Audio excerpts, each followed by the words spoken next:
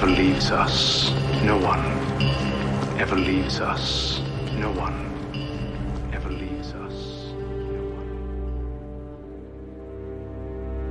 There's so many scriptures that warn us about YouTube and YouTube theology and getting sucked into all of the false winds of doctrine that are constantly blowing around. It's one thing when a parent, somebody, person in authority, teacher, police says that to you and you say, I will not. It's way worse when you say that to God or to your pastor. Listen, a refusal to do the will of God is called what? Rebellion. Let me take that one step further. A refusal to do what your pastor asks you to do is called what? Rebellion. Some people say, I don't have to do what you say. And no, you don't. But if you don't, you're rebellious. And they think because they are tithing, they are liberal. Tithing is not liberality. It's how we keep alive. It's how we stop God's hand from killing us, repossessing our lives. Do you think you're liberal because you pay your mortgage bill every month? The Bank of America should very much appreciate my liberality. I paid my bill this week. Your car payment, you think this is liberality? Tithing is not liberality. May I disabuse you of that notion. Oh, I'm a giver, I tithe. You haven't begun to give. You have simply preserved your life and that of your children and your wife. And God said, okay, I won't kill you. Keep it coming. I want to ask you, are you really giving? Well, I'm tithing. Tithing's not giving anything. That belongs to God. He's getting back what he wants and what he requires and what will keep you from going to hell if you give it and what will keep you from going to hell if you give it. What, Pastor? You mean I'm not giving it? You're giving nothing when you give your tithe. You're just obeying God. He says very plainly, the tithe is the Lord's. So you're not giving anything until you let this come to grips with your heart. Half ago and announced to me, Pastor, I am not leaving Jesus. I am just moving on from this church. And it wasn't but a few months that he left Jesus as well. Ever leaves us. No one. For some it can be a death Ever sentence. leaves us. No one. But others plunge the knife into the call and think they can move on and do now what they were doing before without any consequence. I can tell you that once God ordained covenant relationship is broken, things will not be the same. The genius of God has been invested in our fellowship through Pastor Mitchell and many of you here. And one of my real burdens is some of our younger disciples and pastors that you have no idea what you are protected from, the insanity, the self-preserving spirit, covenant-breaking spirit of the religious world. We are, in a sense, in a cocoon of safety and protection by virtue of what God has done through Pastor Mitchell, establishing this fellowship. They're no longer Christians. Some of them are divorced. I know one that's in the mental bin. I know others that are, their lives are completely ruined and destroyed because little by little they got sucked into this stuff and it produced what the Bible said it would produce. You'll become an idiot. You'll become a deceived lunatic. To all the miserable rebels out there watching,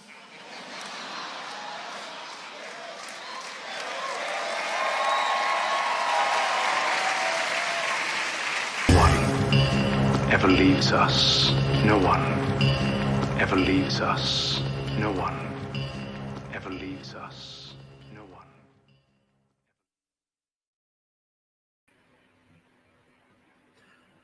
Good evening, guys, and welcome out to Revolution. We are looking at the Potter's House Christian Fellowship. So this is part 3, and there's quite a lot of topics that I want to touch on. So I'm talking about glass jaw disciples, leaving, and rebellion. And so obviously this is part 3 of a series. So I did one on tithing, and then the previous one was on headship. Now this is about leaving the fellowship. Okay, so the first thing I want to just say, or I want to ask this question to any Potter's House person out there on this planet: who has ever left the Potter's House Christian Fellowship successfully? Can you name someone? Now, I'm sure that people will go, oh, you know, some guy had to join the military and he went over to Iraq and, you know, he went on and did this and that. No, I'm talking about someone who, not just a circumstance, you know, they ended up, you know, somewhere and the blessing of the pastor was upon them. I'm talking about someone who, they were in the church, the pastor was a jerk or something like that. Because, you know, if you have over 3,000 churches, surely one of the pastors is a jerk. Or, you know, sometimes there are national leaders. Like, I'm sure people don't really like David Vickery anymore. They used to love him. And so people who were underneath a type of ministry where they thought, hang on, this pastor's no good, and they've left the fellowship. Can the Potter's House Church, can anyone in the Potter's House Church point to them and say, yes, they're a good ministry, I recommend them?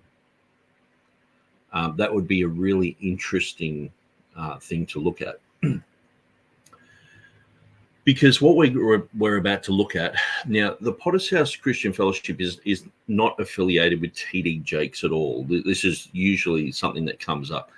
T.D. Jakes just has another religious Christian religious group called the Potter's House. Okay, so apparently he contacted Wayman Mitchell and said, "Can I use the name?" And he said, "Well, it's in the Bible. I can't really stop you."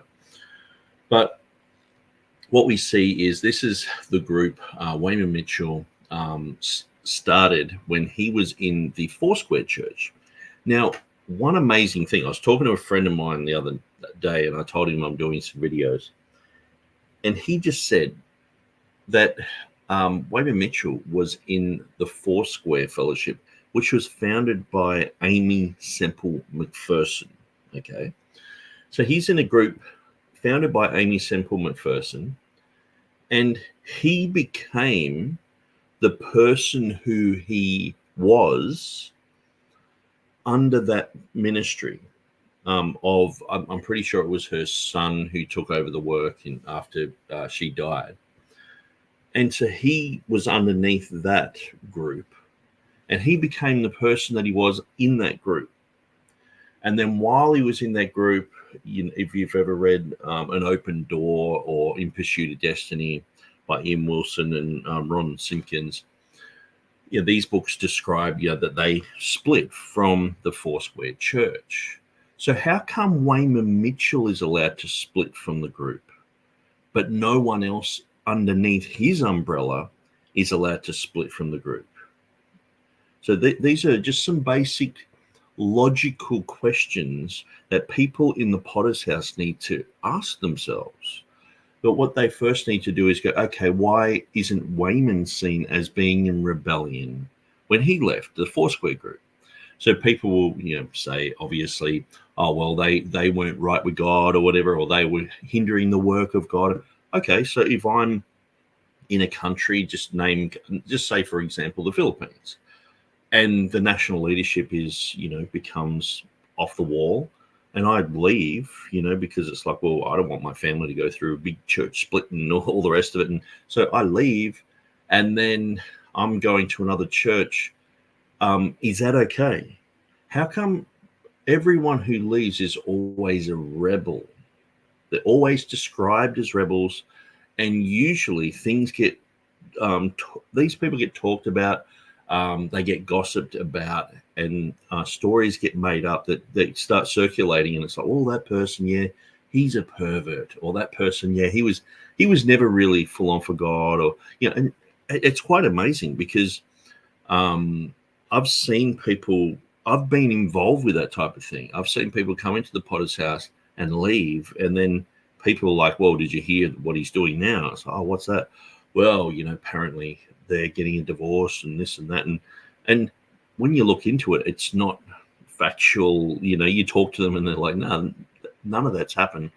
But see, what happens too is people are so indoctrinated into potter's house teaching that they actually believe the narrative of what happens when you leave. So usually the narrative is, if you leave the potter's house, your life will fall to pieces, because you're not just, it's not just the fact that, you're backsliding or whatever, backsliding, leaving God or whatever. But you're leaving a heritage. They always talk about this heritage, saying links to Wayman Mitchell, the link to Wayman Mitchell that is a blessing and all this sort of stuff. And if you break that chain, well, there's no blessing there. And you're probably just going to end up off the wall and, cursed. And, and then what they will describe is, if you sort of struggle, like just say, if you had a financial downturn, they'll say, see. But if they are in the church and they have a financial downturn, it's like, well, this is just God, going through a trial, brother, all this sort of stuff. They can have pastors going through all sorts of crazy scenarios. And it's like, well, God's building character in you, brother, all this sort of stuff. But then if you're outside of the fellowship, all of those things are just in a negative light. And it's proof that God is not with them anymore. And so it's quite ridiculous. So we got Derek McClure says, quick answer, because it sounds like a cult. Evening, Nick. Hope you're well. Yes, it has some cultic elements to it. And so here's a picture here. It says, take the red pill, be free from the potter's house cult, or take the blue pill and stay in the cult land of Mitchell. Now, I was thinking, should I put this up? Because one of the things is, I was in the church and I was saved and I had a relationship with God and I grew as a Christian in this group. Okay. But a little leaven leavens the whole lump. Now, if I was in the church in Galatia and Paul came along and said, look, if you're preaching a different gospel, you're accursed and all this, I would have to, hang on, this church in Galatia has become cultic. So this is what's happened with the potter's house. The potter's house, it has certain doctrines, controlling doctrines, that cause everyone to come under the umbrella of one dude called Wayman Mitchell. Okay. And so what naturally happens in life is, we know that the gospel of the kingdom is going to be preached in all the world as a witness to all nations, and then the end will come. And so by someone going, okay, every good deed that I do, every person that I ever talk to, every time I give money to someone, if it's sort of like seen as my own little project, okay, and all of those people are sort of like underneath me, eventually that's going to become huge, because we know that the gospel does continually grow, even though in the West it does seem like there is a decline. I think there's actually a huge decline away from religiosity, because a lot of it was dead religion anyway. But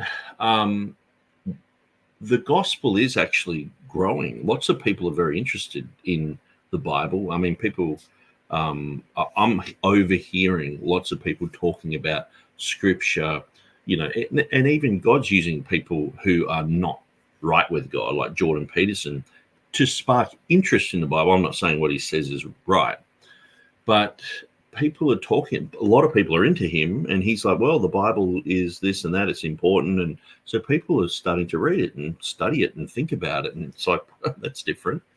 And so, but apart from all that, the potter's house, it is it has a dynamic in it where you have to have exclusive loyalty to the Potter's House Church, and you have to, okay, and if you submit underneath them, you'll be blessed. If you don't submit underneath them, you're under a curse. This is what they teach. They teach this sort of rubbish. This is bog standard 101 Potter's House stuff.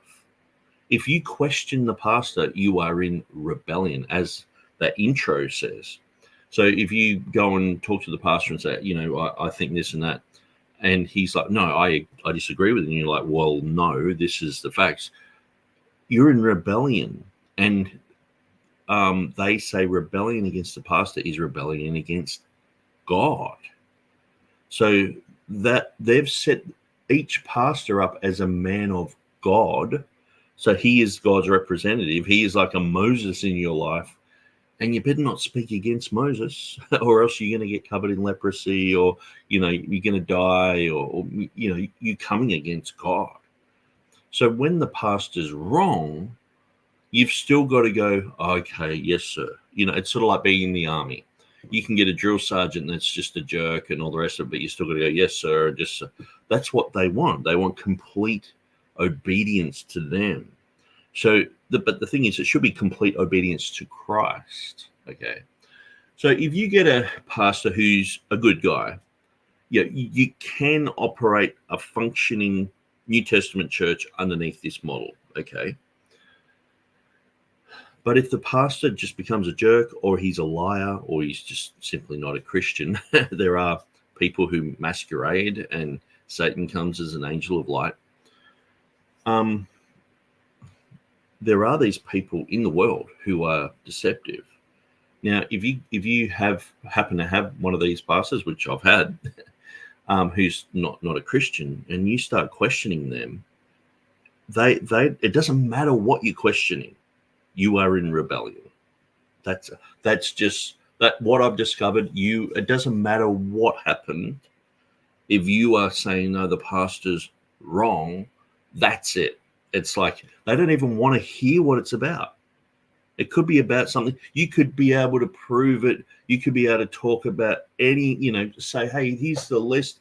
I mean, I remember getting about 15 people in the church that included, I think it was 2 pastors and their wives as well.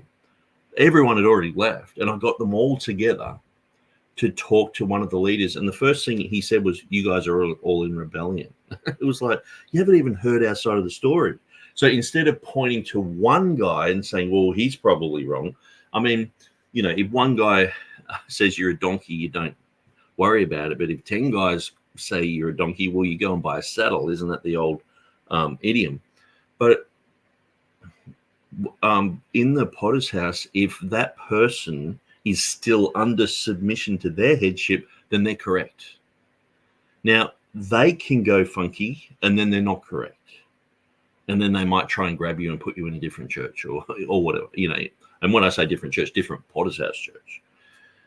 So they have an exclusive loyalty. So members who are saved, they become influenced under Wayman Mitchell's ministry. And so there's a strong loyalty to Wayman Mitchell and the church. Okay. So this loyalty is reinforced by the teachings that suggest that leaving the group is equivalent to leaving God. Because what they'll say, that they've got this rhetoric. This is not a work of man.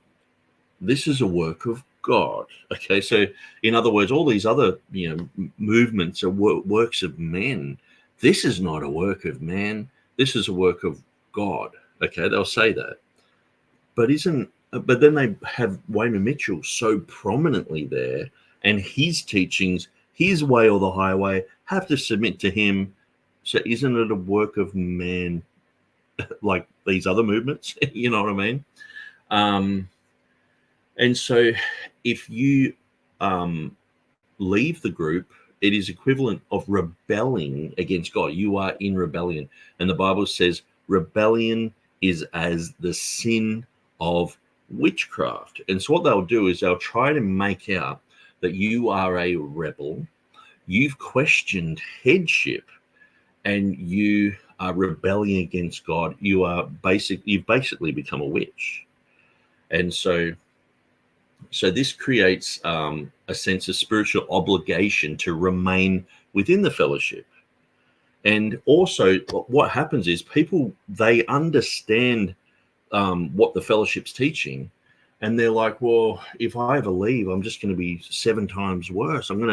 No one leaves and is successful in leaving. So if I leave, I'm going to spiritually die. So they get this in their mind. So of course it becomes a self-fulfilling prophecy. When they leave, they're like, well, what's life about now? I've left church, I've left God, sort of thing. Instead of, a healthy movement, you would go, okay, I'm leaving this church and I'm going to go and find another one, But they have this exclusive loyalty. You have to be, only with them. They're the only group that you can associate with. So they also have this group identity.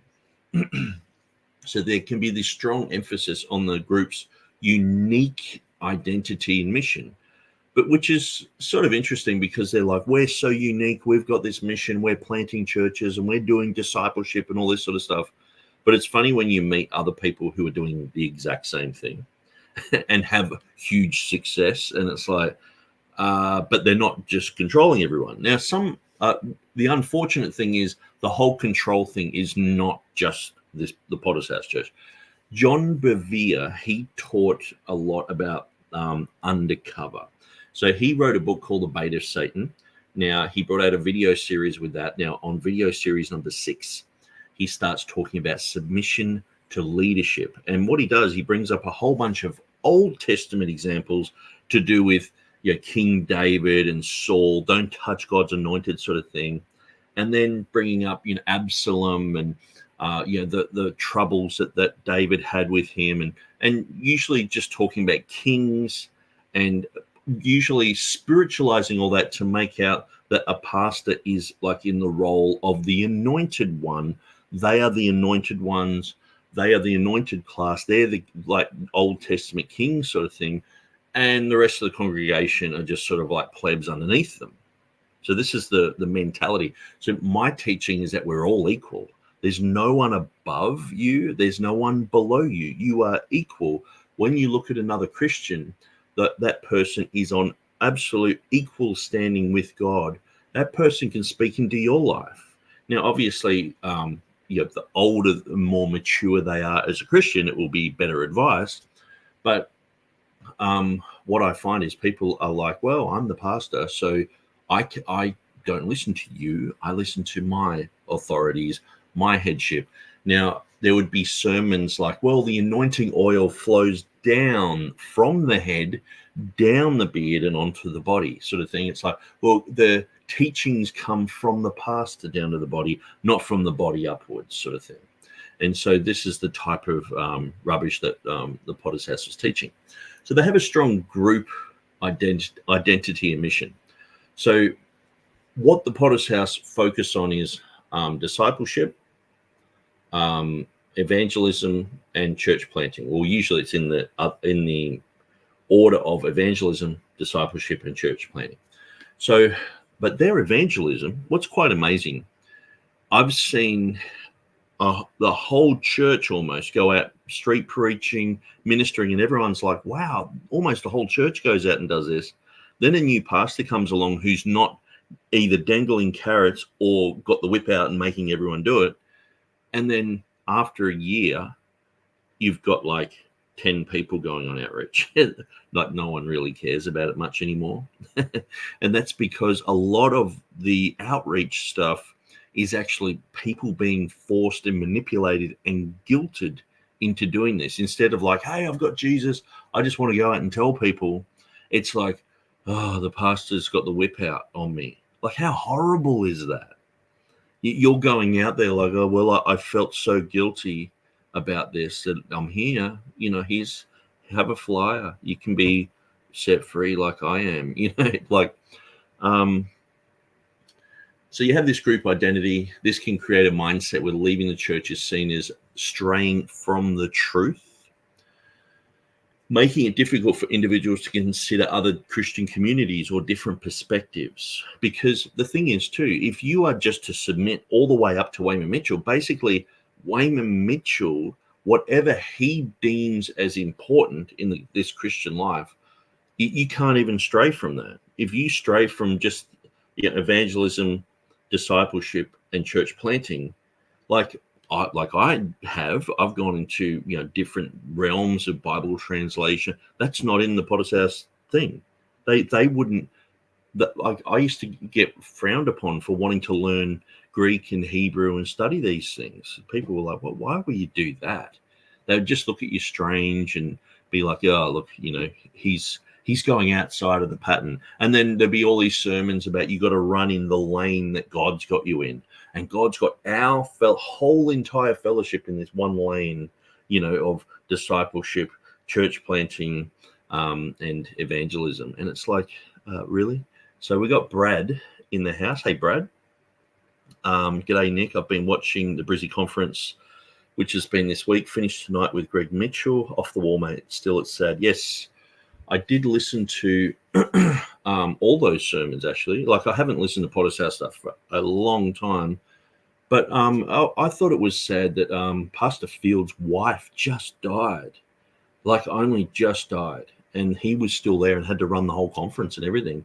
You would think they would go, "Hey, dude, take it easy, man," And, Brett, Pastor Brett, you're in the house. You know about this. You don't want to be just on the stage and, I was just thinking, man, but this is the Potter's House. You have to be there 3 services a week. If you're missing a service, well, it's a bad example for people. It doesn't matter, what's happening in your life. You've got to be the guy standing up the front and setting the good example. And so Greg said yesterday, if pastors aren't preaching about money, they aren't biblical. Okay, that's interesting.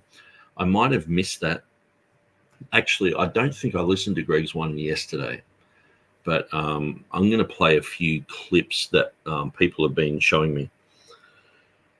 So Derek says, so it's a cult. Sorry, I had to. Yes. Yeah. Morning, Brett. Good to see you. I don't know much about your ex-church, but I trust your judgment. Yeah, so these videos are sort of more for people who have been in this group, like, say, Brad. Me and Brad used to live together. Brad's in Victoria there. And so he's about 2,000 kilometers away. But we were part of the same church here. And there's probably only like 2 people who go there now who are original. And this is what we see in the Potter's House. Like, I look at photos of churches that they're claiming, hey, we are the bee's knees of churches and all the rest of it. 10 years later, there's like, out of 100 people, there's like 3 people left there. And, this sort of people who would just, they would still live in the same house if a Holocaust happened, sort of thing. They're like, I'm staying here no matter what. And so there's a lot of social pressure in the Potter's House. So people who are involved with Christian fellowship ministries, they can face social pressure to conform to the group's expectations. So if someone leaves, they're usually labeled as a rebel or a backslider. So this, as I said, this can be a self-fulfilling prophecy, because there's someone who, if you're looking at spiritual leadership as the voice of God, someone who's saying stuff that's like, wow, this is from God, and they label you, hey, you're a rebel, you're a backslider, and you haven't really done much wrong. It's a bit like you're on the job site, you're doing the best you can do, and then the foreman's mad at you for something, and you're like, hang on, I didn't do anything wrong. Or the boss comes and puts the heavies on you. You're like, you just feel like leaving, but it just makes you feel like, you can never do anything right. And so a lot of people are mislabeled as rebels. And I remember Greg Farrell, he said to me one time, he said, I don't think I've ever seen anyone leave the Potter's House in rebellion. And I was like, okay. like true rebellion, what rebellion actually really is, because the Potter's House have their own definitions, but then they say, oh, well, it's in the Bible, it's like witchcraft and all this sort of stuff. So this can result in people being ostracized, being cut off from friends and family and all the rest of it. So say, for example, the church here, locally here, like, I'll be walking down the street and this guy I used to babysit, not babysit, but it's like, actually, no, I did babysit them once. And so him and his brother, but like lived with their family for like 3 months and the little kids around the house. And so now he's, in ministry and he's one of the dudes. And I'll be walking along and there's no one else around. And I'm looking at the person like, are they going to say hello? And they just have this glazed look and they're just looking straight ahead like, I'm not allowed to talk to that guy. And they just walk straight past. And I can't help myself. I'm like, man, that is hilarious. I just turn around and go, man, and that is so funny. That's the funniest thing I've seen all day. Like, it's just hilarious. And this is what some people do. I'd never knew that it would be like that. Like, because some of these guys, there was one particular guy who had left the church, and one time he needed a lift, and so I gave him a lift. It was to some party, he's getting drunk and all the rest of it. But it was, I was going in the same direction, so I'm like, oh yeah, I'll give you a lift, whatever. And all the way there, I'm just talking about what I'm doing with my life, but they see that as like, I'm just so deceived. I'm just making up all this stuff. You know what I mean? But he's even not living for God or anything. But I could just tell I'm saying things, and it's sort of falling on deaf ears. But then he went back into the church, and it was probably like about a year later. I'm walking downtown, and I saw him, and he just didn't even look. He didn't even like catch eye contact or anything. I was like, that is weird. That's the weirdest thing I've ever encountered. And so, but that's Potter's House,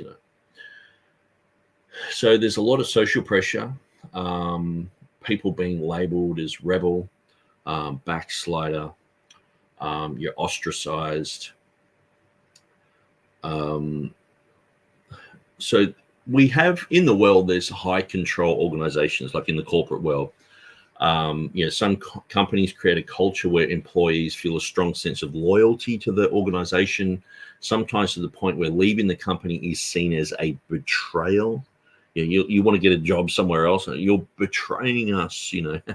I remember a friend of mine got a job at Mr. Minute. Now, if you frequent Australian shopping centres, there's usually a Mr. Minute, and they cut keys and things in the middle of the shopping centre. Now, a friend of mine worked for them, and at the end of the week, they were paying him like $13 an hour, which in Australia is just rubbish. And he said, look, I can't even pay my rent with this. And the guy just put this huge, massive guilt trip on him that he needed to support his family. He needed to have a stable job. He needed to do this and that. And he found out later the guy was a Jehovah's Witness. Just putting all this guilt on him, if you leave, it's going to be the end of the world for you, sort of thing. But this is what we see in groups like the Jehovah's Witnesses. If you leave them, well, you're leaving the organization. And this is unfortunately what the Potter's House has turned into.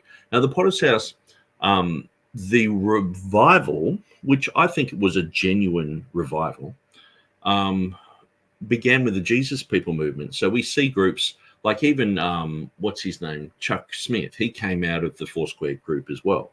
So you had the Foursquare, Wayman Mitchell came out of the Foursquare, Chuck Smith came out of the Foursquare.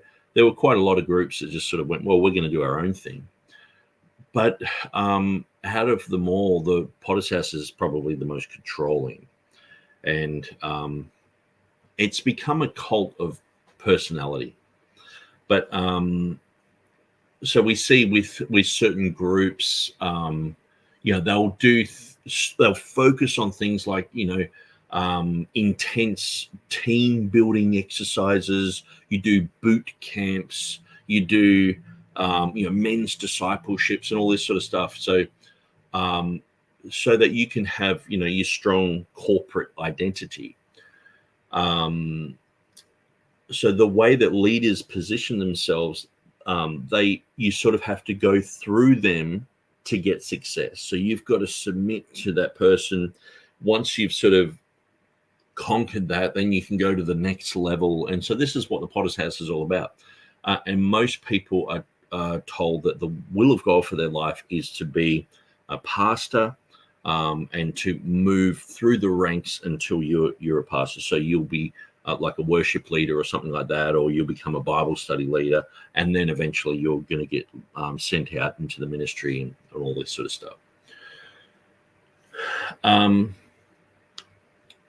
So in like politics or in entertainment, like leaders and celebrities, they cultivate a following where their supporters feel a deep personal connection to them.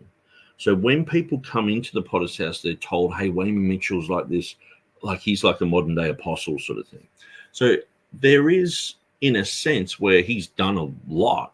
It's like, yeah, kudos to you, Wayman, for doing stuff. And he's seen like as a William Booth type of character. It's like, okay, well, you started a movement. Yep. But then the more you look at it, the more unhealthy it is. It's, because he sort of creates a narrative where it's like, okay, I've got my specific set of doctrines that I've worked out for my life, and everyone else has to submit to that. And it's like, okay, so we all have to do it your way. It's your way or the highway. And if you don't like that, you are a rebel and you're probably going to hell. You are going to hell, according to them. And so, but they won't say, if you put the acid on them, they would most likely say, well, no, I would not say they're going to hell. They're just abandoning God's perfect will for their life. They've got like plan B, which is, probably, if they were to be honest, they would say that's hell. But they have to, play the game a little bit. And, there are some nice pastors there. And sometimes I look at the nice pastors and it just makes me cringe, because I think, why don't you preach? This is one thing I was thinking today. If they really want to preach what Wayman Mitchell is preaching, why don't they teach tithe or burn in hell? Okay, because that's what Wayman taught. So they are actually in rebellion against God. That's what Wayman taught, and all these other pastors are teaching. If you don't follow what Wayman's teaching, you're in rebellion. So why don't you teach? Go out and openly say it. Say, yes, if you don't tithe, you are going to burn in hell. Scott Lamb does that. I'm going to show you a clip where he's doing that. So usually what happens is, because it's a cult of personality, and that, obviously a main personality, Wayman Mitchell, he's passed away like in 2020. So his son, Greg, has taken up that mantle, and he just seems to have slotted right into that. And he's taken on that mantle like, I'm the guru now. I'm hearing from God. Now, I heard him in a sermon that I listened to today, and he said there was a guy in his church, and there was nothing about him that he could really tell that was wrong. But deep down, he just knew something was wrong, so he kicked him out of the church. And then like 4 months later, it turned out, he's a pedophile. And I was thinking, hang on, back up a little bit, Yeah, yes, that's a success story for you hearing from God, but do you regularly just kick people out of the church because you just get a bit of a vibe around them? I mean, some people like, sometimes I'll be around people, and when I'm focused on things, I can look like I'm really, really aggro, but I'm not. I think I'm smiling. They call it resting bitch face, and you can have that. You can be a bit like, not the nicest guy to be around, or a little bit awkward, or, some people have, taken drugs and drank and all the rest of it, and they're not the most perfect character to be around. And so people can judge you according to those things. And so this pastor was like, well, I just kicked this guy out because I just knew, I just thought, man, you got to be careful with just knowing, because I've had leadership know about me too and say stuff about me to other people. And it's gotten back to me. I'm like, hey, hang on. So when I'm seeing him next time, I'm like, how come you're saying this? And what proof do you have? And they're like, oh, I don't have any proof, but I just know. It's like, oh, okay. So you hear from God about everyone's life, and God just directly speaks to you about everyone else. You know what I mean? So the cult of personality, what they do is they paint dissenters or critics as enemies. Instead of listening to what they've got to say, the first thing they do is try and discredit them. Okay. Now, I understand sometimes people are, you know, they've gone off back to voodoo or something, and they're like, oh, the church is bad. You know, I understand why people don't want to listen to them. But people who have been in the church past of it, and they've left for whatever reason, they should be listened to. Their grievances should be aired. But the thing is, this has happened so many times, and all the same grievances are there. Wayman preaches tithe or go to hell. Wayman preaches complete and utter submission to him and to his fellowship. If you don't do that, you are a rebel and you're probably going to hell. These type of teachings are just off the wall. This is completely off the wall. This is cultic. And so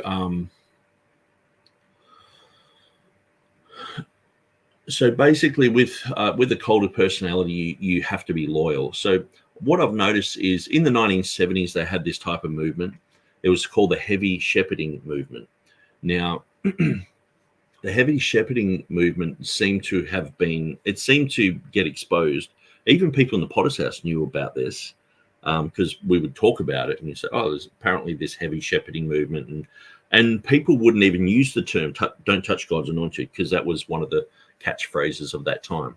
But then we see these other groups, like, say, Bethel Church, with their, infatuation with Pastor Johnson. I'm talking about the one in Redding, California. So this group, they, instead of having the heavy shepherding thing, what they do is they have the other side of the coin where it's called honor. So it sounds like it's coming from the congregation, like we're just groveling, sort of thing. We honor you, we love you, we want to bless you, we want to listen to what you're saying. So it's sort of like getting the other side of the coin of it, where he's not just like, I demand you listen to me. People are like, no, you are so awesome. We want you to speak the great words of wisdom. So it's just the other side of the coin. So in the Potter's House, you get a bit of both of that. So they'll demand you submit, but then the other side of the coin is people are told, Wayman is just, man, listen to all his sermons and, go through it and learn the history of the church and all this sort of stuff. And so, so we have Keep It Original, who was part of this movement in the United States, in Texas. So Pastor Brett says he's listening. So we've got James in the house. Keep It Original says, Brad, around the mountains, which conference? I recently went to a conference to support my wife. So there's a conference in Brisbane in Australia here. So it just finished tonight. And so I don't usually tune in and look at all their videos. But for some reason, just in the last week, I went through them all. And that's why I'm doing these videos. I'm like, this is way worse than I even thought. I was just like it's not so much that they're just coming out and blatantly just saying all the stuff that I'm saying here, but it's so evident. And the longer you're away from a group, the clearer you see it. It's like being involved with I know some people have been involved with World Vision and going on the streets and trying to get people to sign up for monthly payments and all this sort of stuff. And you talk to people who have been in that, and they're like, yeah, well, it was pretty immoral. We would be able to sense if someone was like gullible and just would sign it or whatever. And so we would push for that. You had to have, heavy sales techniques, and you would get a percentage of that and all this sort of stuff. And so, and so they would just say whatever it took just to get people signed up. And I was talking to someone about it, and they said, yeah, when they were young, they got into it. And the further they get away from that, the more they're like, they shake their head at themselves and say, I can't believe I was part of that. You know? But sometimes when you're in a group, it's going around like a washing machine. And so you can't actually evaluate where you're at. You're just thinking that I'm hearing from God. God wants me here. This is the will of God. And that this is sort of reaffirmed all the time. So you're supposed to go to every service, so 3 times a week. If you skip a service, the pastor will probably give you a phone call. So where were you? You know, and so it's a bit like an exclusive club or a social group. So you know, certain social groups or clubs, they have a specific dynamic where being part of that group is like a privilege, and leaving it can lead to social alienation or like loss of status. But there's just an unhealthy emphasis on loyalty to the group and to the leader over individual autonomy. So that's why I've actually called this the glass jaw disciples, okay? Because one of the things is, it's often stressed that people should not hang around backsliders, okay? It's like, especially if they're rebellious, you know. Like I remember one time I was at Perth conference, and it was like this particular Perth conference, God just showed me a whole bunch of things that I'd never really seen before.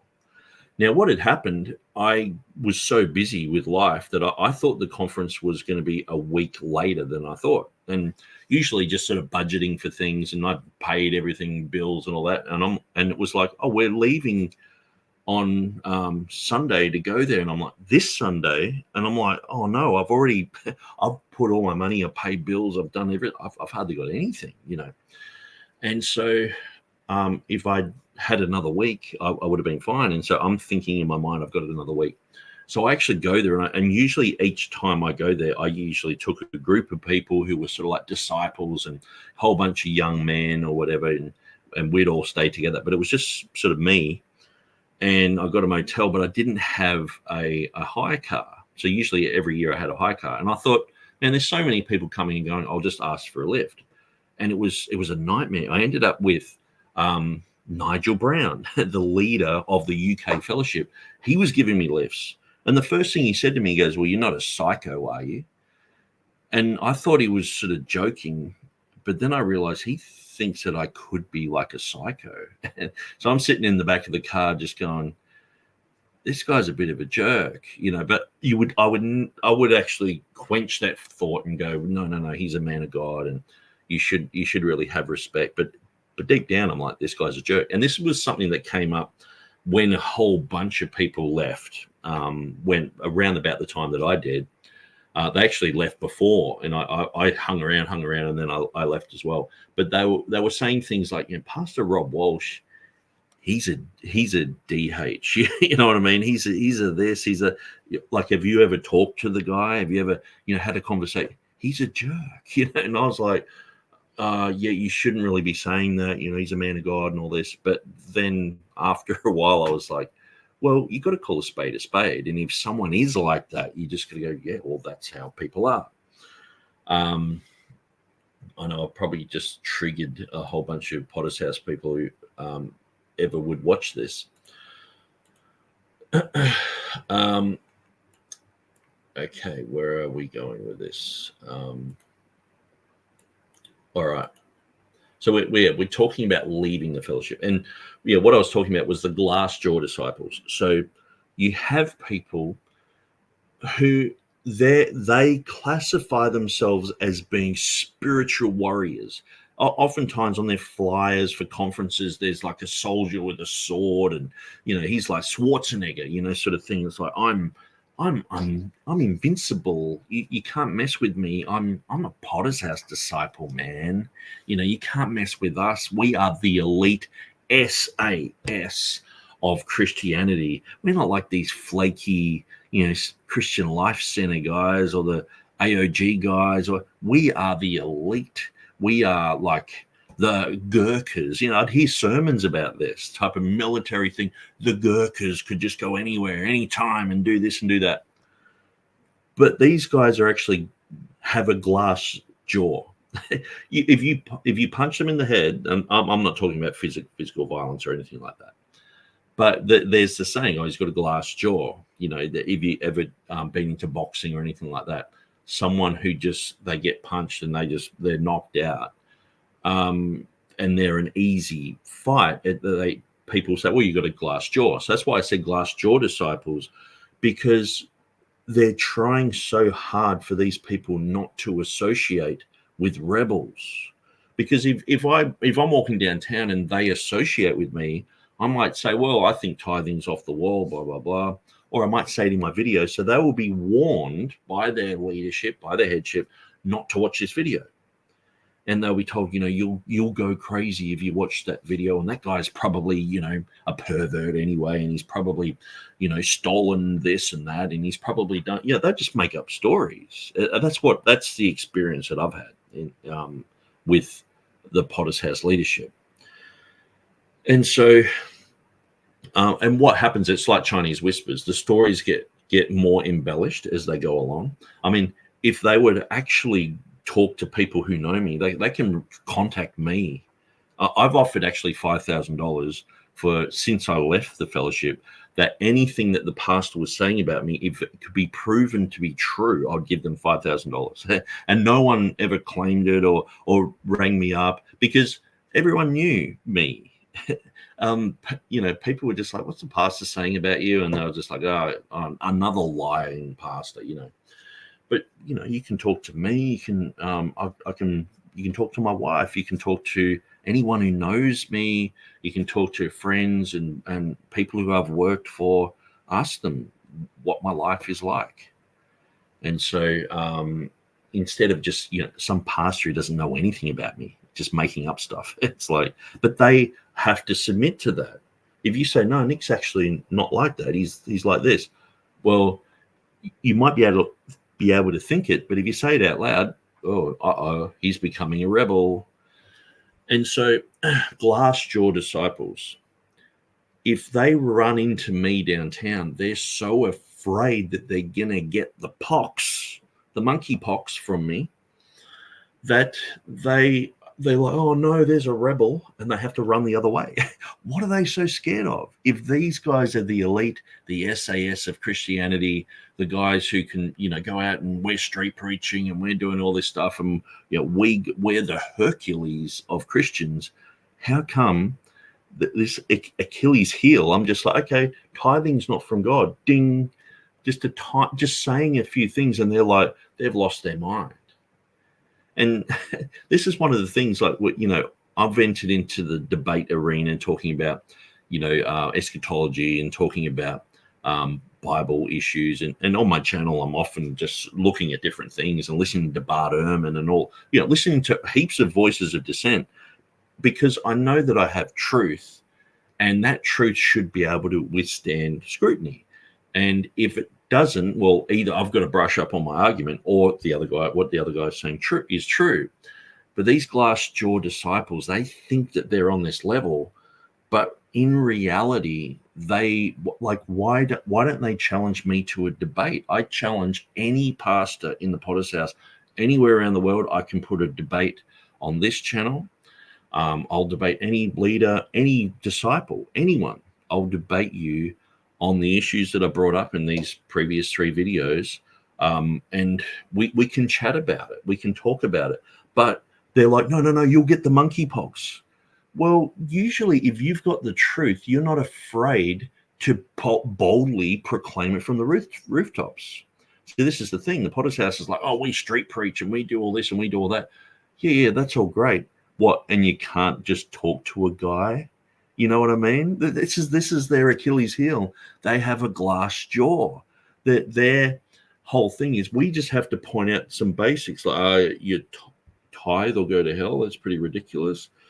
What you have to submit to everything Wayman Mitchell says. You have to submit to Greg Mitchell. All the way with Greg Mitchell, or else you are in rebellion and you're going to hell. It's ridiculous. And so that's why I labeled it glass jaw disciples. And again, I asked the question, can anyone leave the Potter's house correctly? Where is someone who's like, hey guys, no, I was part of the fellowship and I've left correctly. You know, I've got my own thriving church here, and you know, and it's a good movement, and we've left correctly. We're not under Wayman Mitchell, but we're correct. See, all Wayman Mitchell has done, he's taken, and I was sort of in the middle of explaining this before, but I diverted. He's basically taken a normal principle that people are going to get saved. People are going to continue to get saved all the way up until the rapture of the church. Okay. Now, he's sort of putting, it's a bit like, you know, how the beavers make these dam walls, and they just start putting logs and they start putting rocks, and they build these huge big dam walls so that they actually change the course of a river. It goes around it. So what Wayman Mitchell and others have done, they're like, well, everything that's beyond this point is mine, sort of thing. Everyone that I win, every church that I plant, that's all under me. And then if they win people, well, it's under me. And then if they win people, it's under. And so it just becomes this huge sort of like umbrella where they become like their own little pope over a movement. And so this is all Wayman Mitchell's done is just basically a natural phenomenon of people getting saved from witnessing and preaching and all that. He's just claiming that it's all him who's done this. It's all Wayman. If it wasn't for Wayman Mitchell going out and preaching, well, you know, you wouldn't be saved today, sort of thing. You know, it's all, we have to thank Wayman Mitchell and all this sort of stuff. Now we see like little examples of this where sometimes you'll have some obscure preacher who goes out and he wins someone to God, who then wins Billy Sunday, who then wins Billy Graham, and you know, and you have these type of stories, you know, and it's like this genealogical link back. So this is what Wayman wants. He wants this genealogical link for everyone to go to him. Okay. And so, and I've called these videos the good, the bad, and the ugly of the Potter's house. I'm not saying that Wayman Mitchell was completely ugly. Every person has redeemable qualities. I mean, even the Antichrist, when he comes, he's not just going to be, okay, everyone off with your head sort of thing. He's going to be like, no, that we can have world peace. We can have this and that. He's going to say things. He's going to do things that are great. I mean, Hitler did the Autobahn. If you actually read the life of Hitler, if he had died before, you know, probably around the time of the Berlin Olympics, he would have been seen as gone down in history as actually a really good leader who got Germany out of the Great Depression and all this. Hitler, you know what I mean? And so I'm not saying Wayman is Hitler.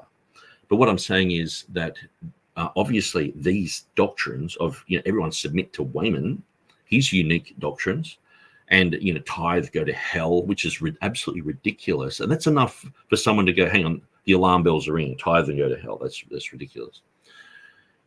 But Wayman actually had some good teachings. And so this is the thing, we like someone like Stephen Anderson from Faithful Word Baptist Church.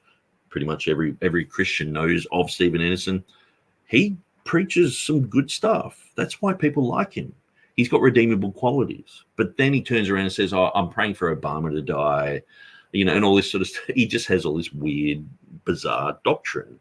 So this is the thing. Wayman Mitchell has strange and weird doctrine on top of truth. So there's a lot of truth, but there is enough leaven in there to leaven the whole lump that the Potter's house really need to either people need to leave it if it's not going to change, or the Potter's house leadership can watch a video like this, sit around and talk about it. But see, the thing is, how can you have a discussion when it's like, you know, it's if you're talking to someone who's a brown shirt Nazi, you're saying, okay, what do you believe? They're not going to tell you what they believe. They're going to say what the Führer believes. If you're under Mussolini, you know, what do you believe? Well, Mussolini thinks this and that. If you are a Jehovah's Witness, do you think a Jehovah's Witness the Jehovah's Witnesses practice free thinking, and I talk to Jehovah's Witnesses. They are not out there pursuing truth. They're pursuing what the JW organization says to pursue. Now, if that happens to be a little bit of truth, it's like, okay, well, that's a bonus. But they're just like, okay, JW, that's where we're going. We're heading in that direction. You have to submit to what Wayman wants. Now, sometimes Wayman obviously has way more truth than the Jehovah's and the rest of them. But there is leaven there. Just like the church in Galatia.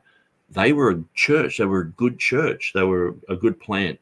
But they had leaven there. And Paul said, if you preach any other gospel, if you are adding circumcision to salvation, if you're adding tithe to salvation, that is pure Old Testament legalism, and that will destroy the church. That will leaven the whole lump. And if you are teaching that, then if you get to the point where you understand what I'm saying right now, you are fully accountable. Because some people don't know. I was in the Potter's House. I didn't realize some of the errors that they were teaching. So I was like ignorant. If you're ignorant of things, it's like, okay, well, what can you do? But once you know, you can't unsee it, and you have to make a decision. So we're going to talk about a lot of that tonight. So I'm going to go through some of these comments. So Keep It Original Ministries says, submit to God only. Yes, absolutely. Pastor Ruby said that if you don't tithe, God will not hear your prayers. Well, basically, it's like if you don't tithe, you are going to go to hell. Now, I'm going to show you this clip of just before we go any further, because a lot of people will be like, what's so bad about this group? So listen to this is Scott Lamb. So listen to what he has to say about a guy in the church who told someone, and it's always a new convert. So what they do is they make out, you're upsetting the new converts. Okay. So if you go to the church and, make a complaint or see them down the street and, they're all full on with you, and you're like, hey, you guys are off the wall. They're like shutting the ears of the new converts, like, don't listen to them. My poor little babies are going to get hurt. They have this type of Karen mentality with new converts. And so watch Scott Lamb talk about this. Just bear with me. I was informed by someone today that one of our new converts that came to conference from one of our baby churches, so this is a grandchild convert, came to conference, and some knucklehead in this church got a hold of him and said, listen, you don't have to tithe. That's just a guilt trip. I don't know who you are, but I'd rather you leave or get converted. Your hope is salvation. Going to hell for money is a stupid idea, and you are apparently a very stupid person. Amen. Good preaching, lamb. Amen. So whoever you are, and I have no idea who you are, take it seriously. You are a liar, and you have no place in the kingdom of God. Would a man rob God? Only a very stupid man would try to rob God. Amen. So that's just for you. That's for one individual. Maybe you're not even here today. Maybe you sowed your seed and ran off. If you're watching, whoever you may be, God bless you. God bless your heart. Isn't that what they say in Texas when they want to say something else? God bless your little heart. Amen. Yeah, I know I've already gone long. I'm just muted. I'm going to break this down a little bit. Okay, so he's obviously doing, ways to give. You can, go there and give money, but I'll just break it down. So they talk about, a baby Christian who's in a baby church. So this is a church that they've planted. So someone from Scott's church has said to this person, you don't have to tithe. That's just manipulation sort of thing. So he's coming against this one person, says he's not a Christian, and that because he doesn't tithe, he's going to go to hell. Okay, so this is just another example of what Scott Lamb is preaching, and this comes from Wayman Mitchell's theology. Listen to this. But just bear with me. I was informed by someone today that one of our new converts that came to conference from one of our baby churches. So this is a grandchild convert. A grandchild convert. You know, it's sort of, they make out these people are just sort of, you know, so vulnerable. And, you know, I mean, the thing is, I've shown you the tithing doctrine. It's ridiculous. And so, yeah, if I was attending a church and they were teaching this sort of stuff and someone asked me, I'd say, yeah, this whole tithing thing is ridiculous. So this would apply to me. Listen to what he's going to say about me and many other people who don't believe that you have to tithe to be saved. How ridiculous is that? But listen.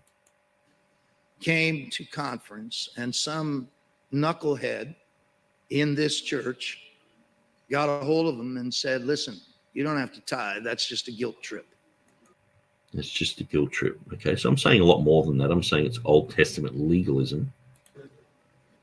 I don't know who you are, but I'd rather you leave. Okay, so he's kicked out of the church for saying that tithing is a guilt trip. Okay, so you can see why this has parallels with the Church of Galatia. You know, you have to be circumcised to be saved. And someone's like, no, you don't. You don't. You know, someone's like, do I have to be circumcised? It's like, no, just keep your pants up, don't show anyone, and just you'll be fine. And then the pastor finds out and it's like, you know, get the scissors out. You know, you have to do that to be saved. You have to be circumcised. All the 7-day events, you have to obey the Sabbath to be saved. This is what it's like. This is the same legalistic spirit. And so this is being exposed in the potter's house. Or get converted. So he's saying the person who's saying that is not a Christian. So unless you tithe, you're not born again. And if you're telling others it's just a guilt trip, you're not born again. You're not a Christian. So listen to this. Your hope is salvation. Your hope is salvation. Get saved. Isn't that amazing? Going to hell for money is a stupid idea. So if you're going to hell for money is stupid. So keep giving to God, who's him, you know, because he's the man of God. It's not like he's saying, because what's funny, the rich young ruler came to Jesus, and they will use this in illustrations and everything. Jesus said, give the money to the poor, not give the money to the pastor, did he? But these guys are like, no, you're giving to God. And so I'm the man of God, so you have to give to me. A true man of God would stand there and say, well, give it to the poor. That's what Jesus said. But these guys are like, oh, what, the poor? How does that help the kingdom of God and our movement and our fellowship? And they couldn't care less about the poor. You know what I mean? And you are apparently a very stupid person. I'm stupid. You're stupid. Amen. Good preaching lamb. Amen. So this is not that many people clapping. It's just sort of like okay, he's going on about tithe or go to hell, because half these people are probably, tired of this sort of rant. Or whoever you are, and I have no idea who you are, take it seriously. You are a liar. You're a liar. And you have no place in the kingdom of God.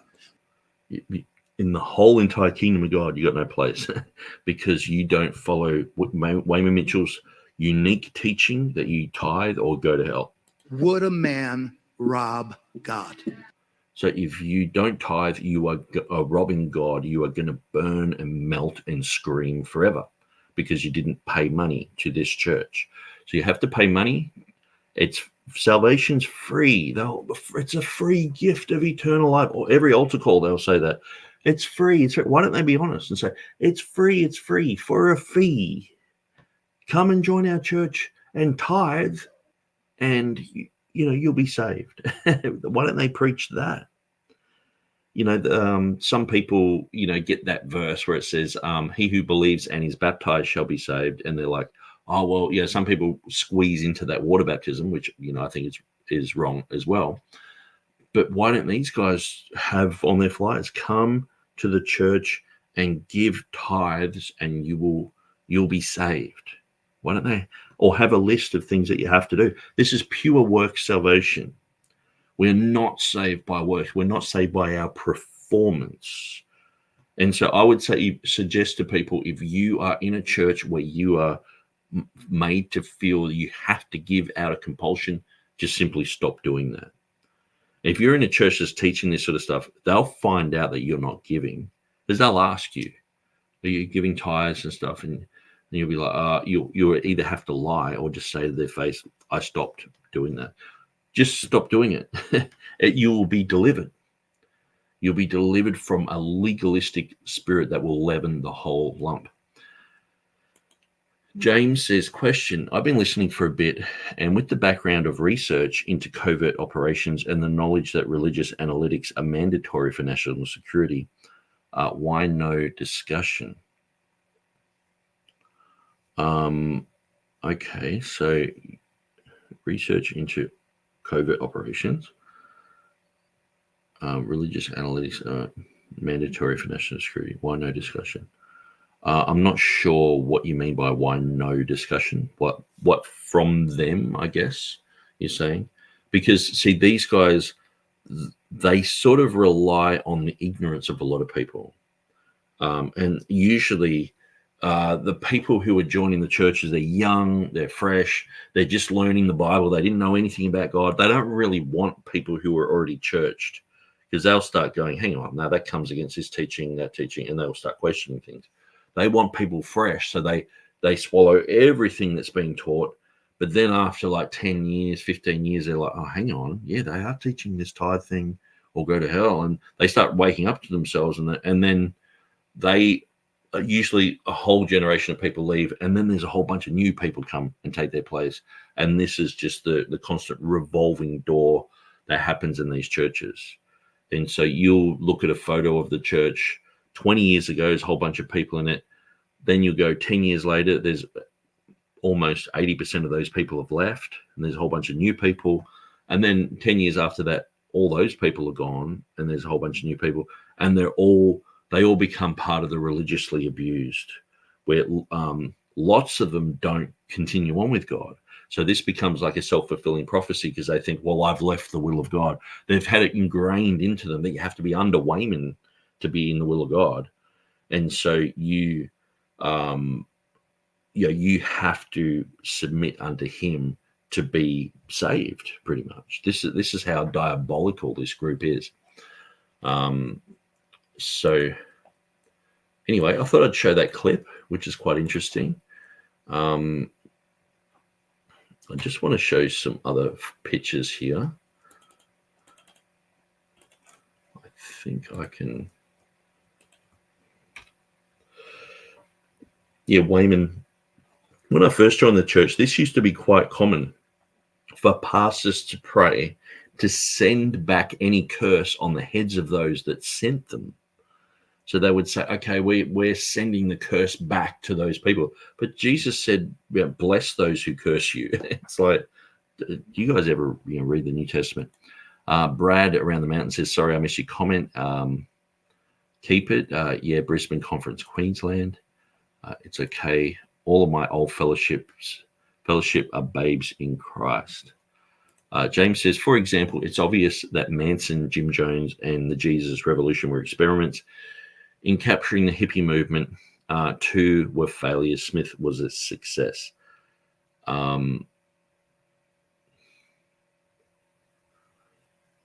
Yeah, so and Wayman Mitchell did that as well. He captured the hippie movement. So it's just a whole bunch of people getting saved. He jumped in the middle of it and was able to sort of funnel these people into his type of group. And so we know Hoover and Dulles were capturing every institution in America. Shouldn't we suppose the church too? Yeah, I've got no doubt that some of these pastors in the Potter's House, there was actually a guy in India who got found out to be I think it was it was some sort of secret service, and he got kicked out of India. He was a missionary. But the thing is too, sometimes there are people in the secret services, and I've met them, and they've told me to shut my mouth about it. But when you're staying with them, like at a conference, you get talking, and they're like, "Well, I actually do this and that," and they're in the secret service, so they go to a church and all the rest of it. But I do think that, definitely the CIA, Dulles, Hoover, FBI, these guys are very controlling, and but I'm just not that. I guess I don't see the conspiracy going into a group like the Potter's House, in a sense.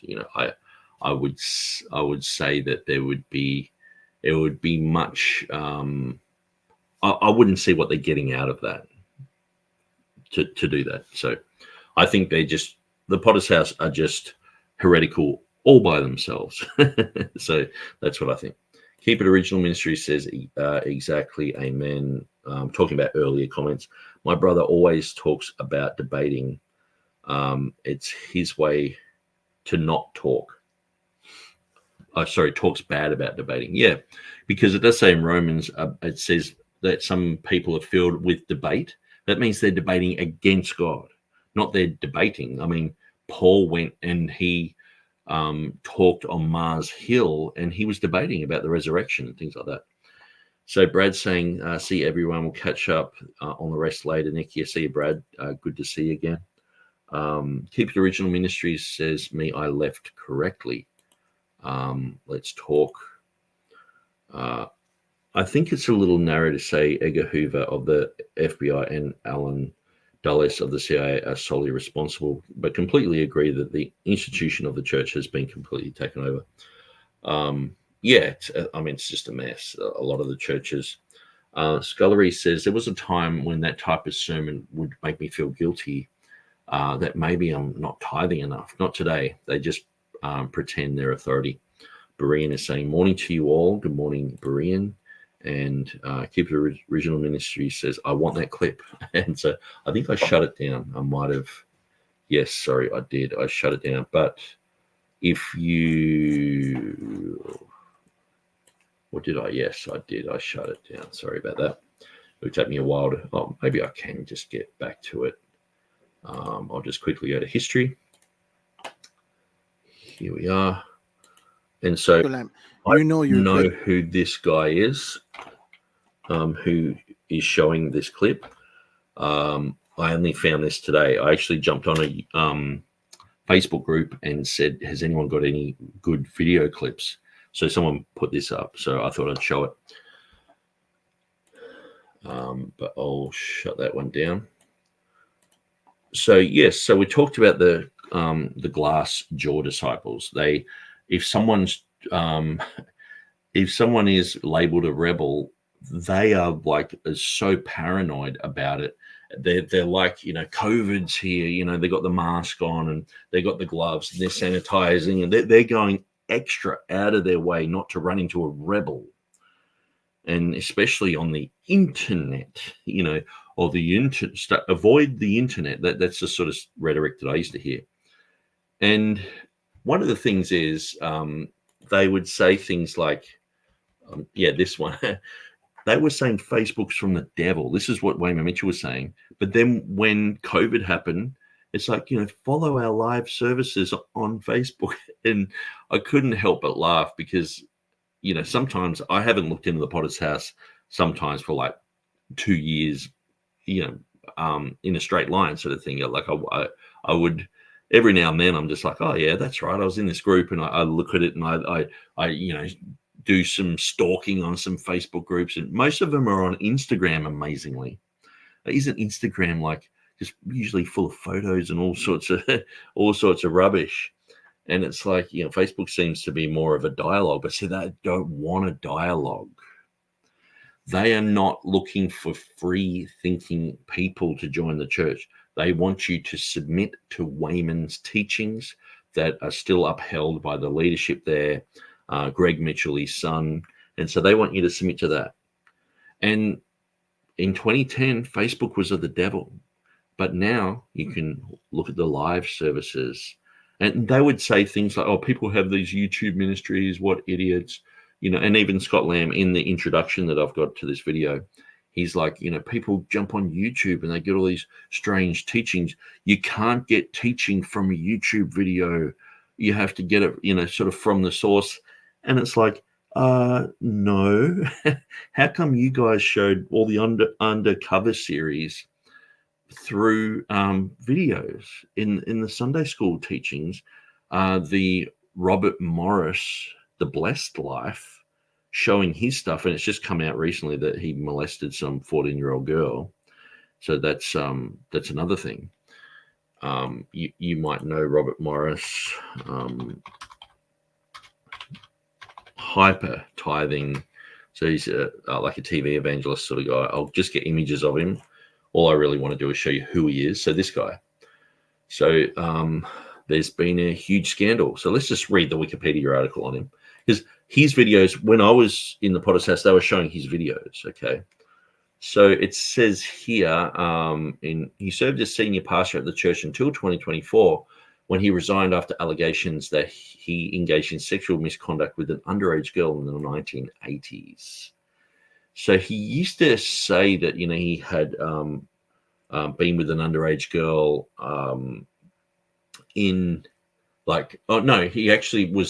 he never said that he was with an underage girl. What he was saying was that he had committed adultery, okay, in the 1980s, because he's been married since 1980. So he was like, oh, I committed adultery. Oh, it does my head in, blah, blah, blah.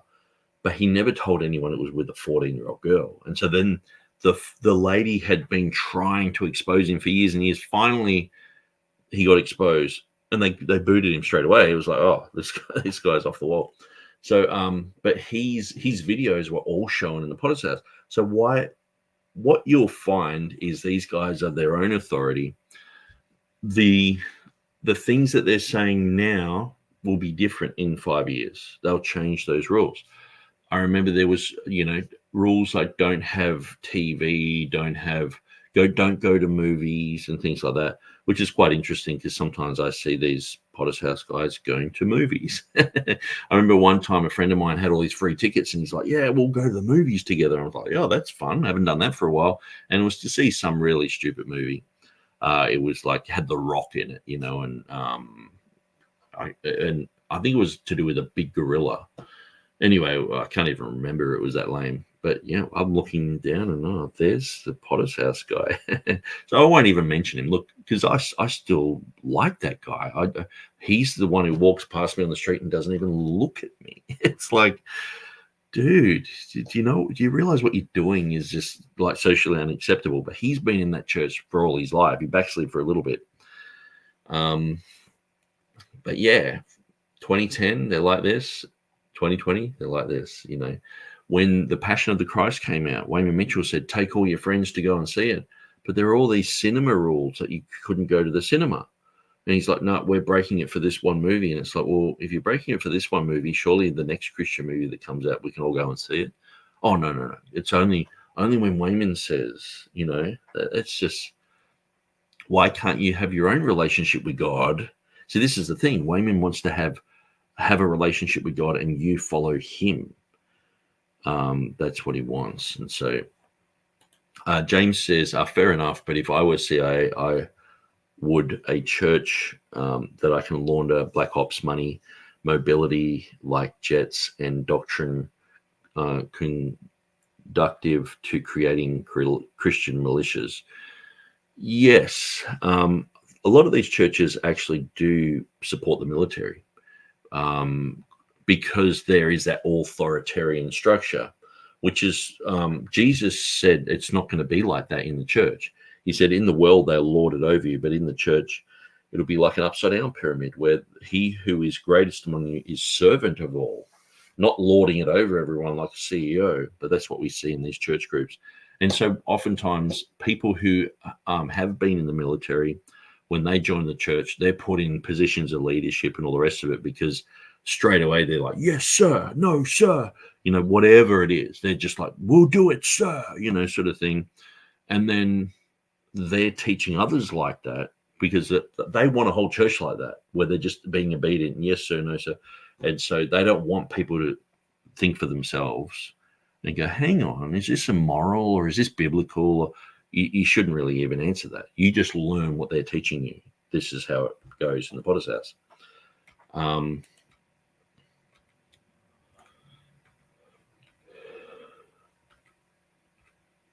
Yeah, this is a good one. The only way to leave Christian Fellowship Ministries, Potter's House, and not be a rebel is to die. Because everyone who leaves is a rebel. Isn't this remarkable? Everyone who leaves the Christian Fellowship Ministries is a rebel. Truth doesn't mind being questioned. A lie does.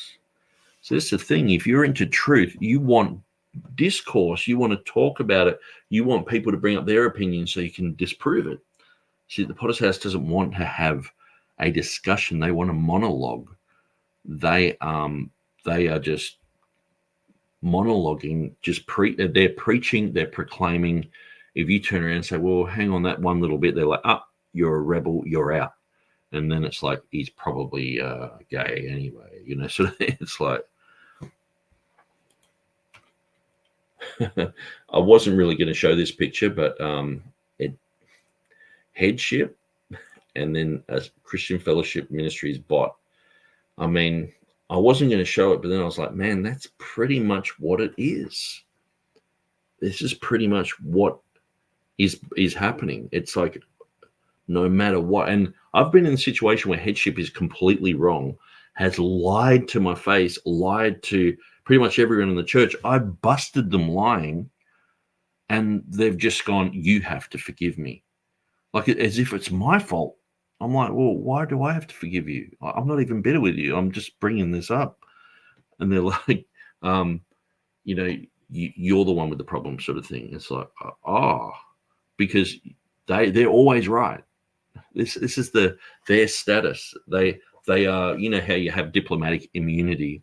You go to some countries and no one can touch you. You can't get in jail, or sometimes in the military they have a SOFA agreement, the status of forces agreement, where if you do a certain crime, like this happened in Okinawa with the rape of a 12-year-old girl, there were 2 soldiers, and but under the SOFA agreement, they basically just got off and didn't even do any prison time or anything. And so this was a huge outcry in Japan, in Okinawa. So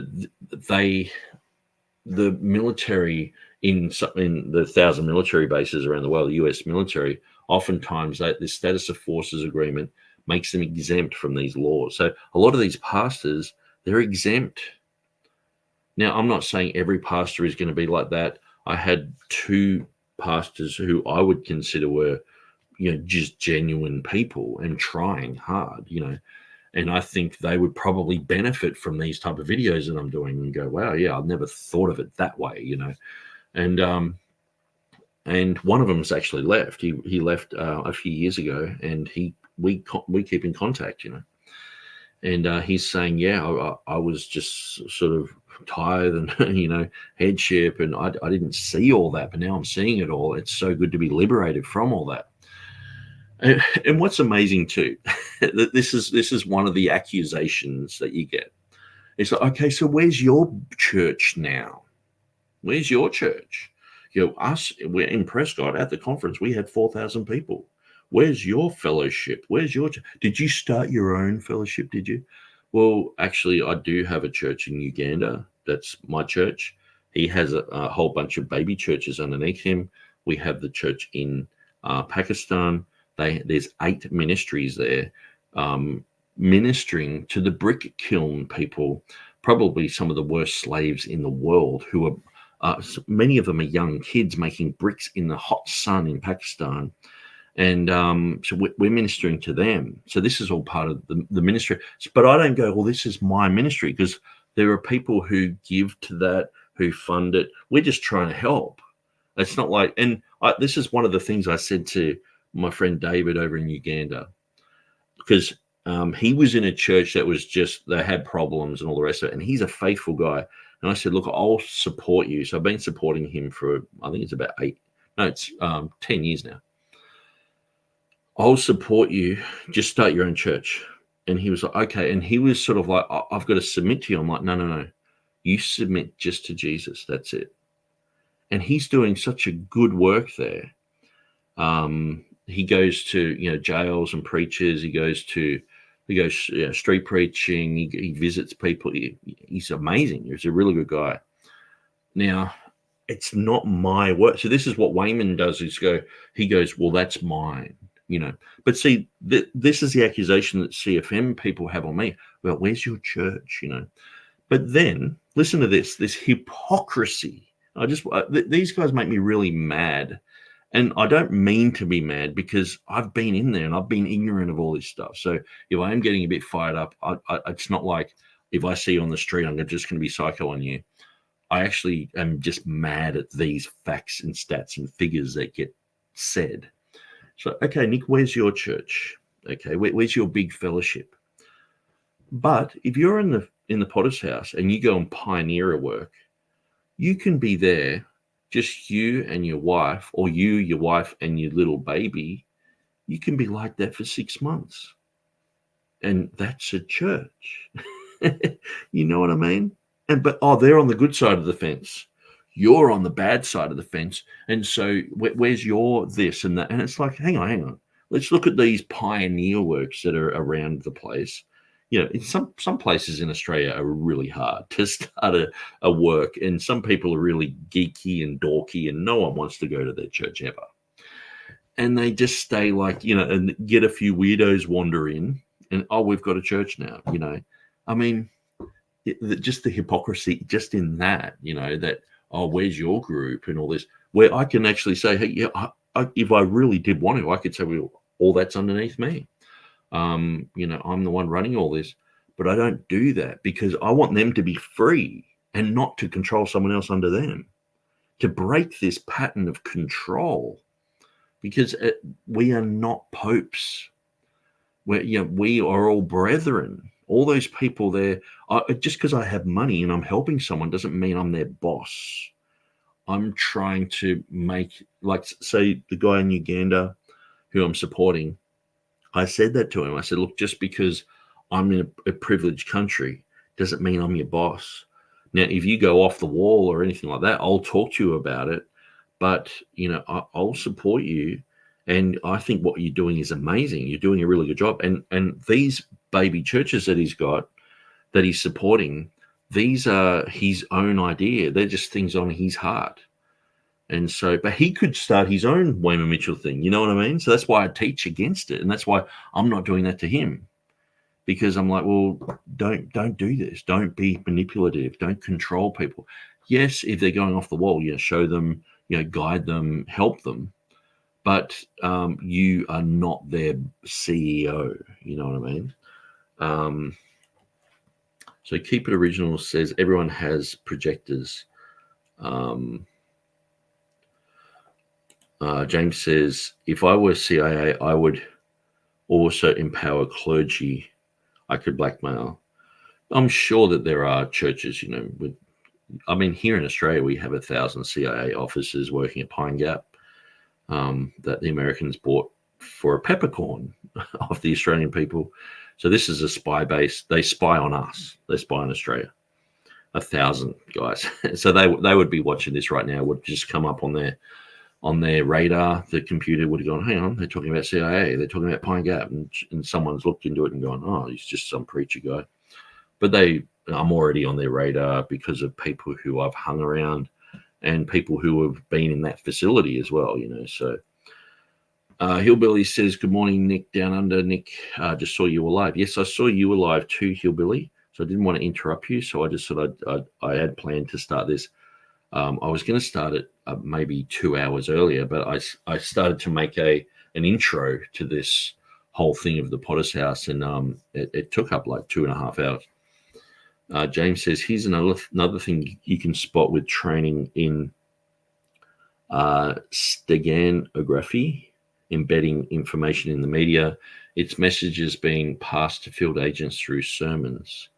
Okay, that's an interesting thing. I've got no doubt that probably does happen. I'm not sure, if that happens in the fellowship or whatever. I just know that there was one guy who was basically a spy in India who was recalled, kicked out of the country. And so Hillbilly says, no problem, brother. Okay. You want to know a real Christian Fellowship Ministries pastor? Call him and say you're leaving. Yes, because you are their income stream. That's why they're like, you have to tithe, because they're getting money from you. So, and half the time, if you're giving, that's why they love you, patting you on the back. You're a man of God. You just feel great. But you start going through some hard times and things like that, and things can change. And what's amazing, I remember my friend, he was giving lots of money. And an evangelist came through and started making New Zealander jokes and said, do you know why they bury New Zealanders with their hand out of the coffin? Because they always want a handout.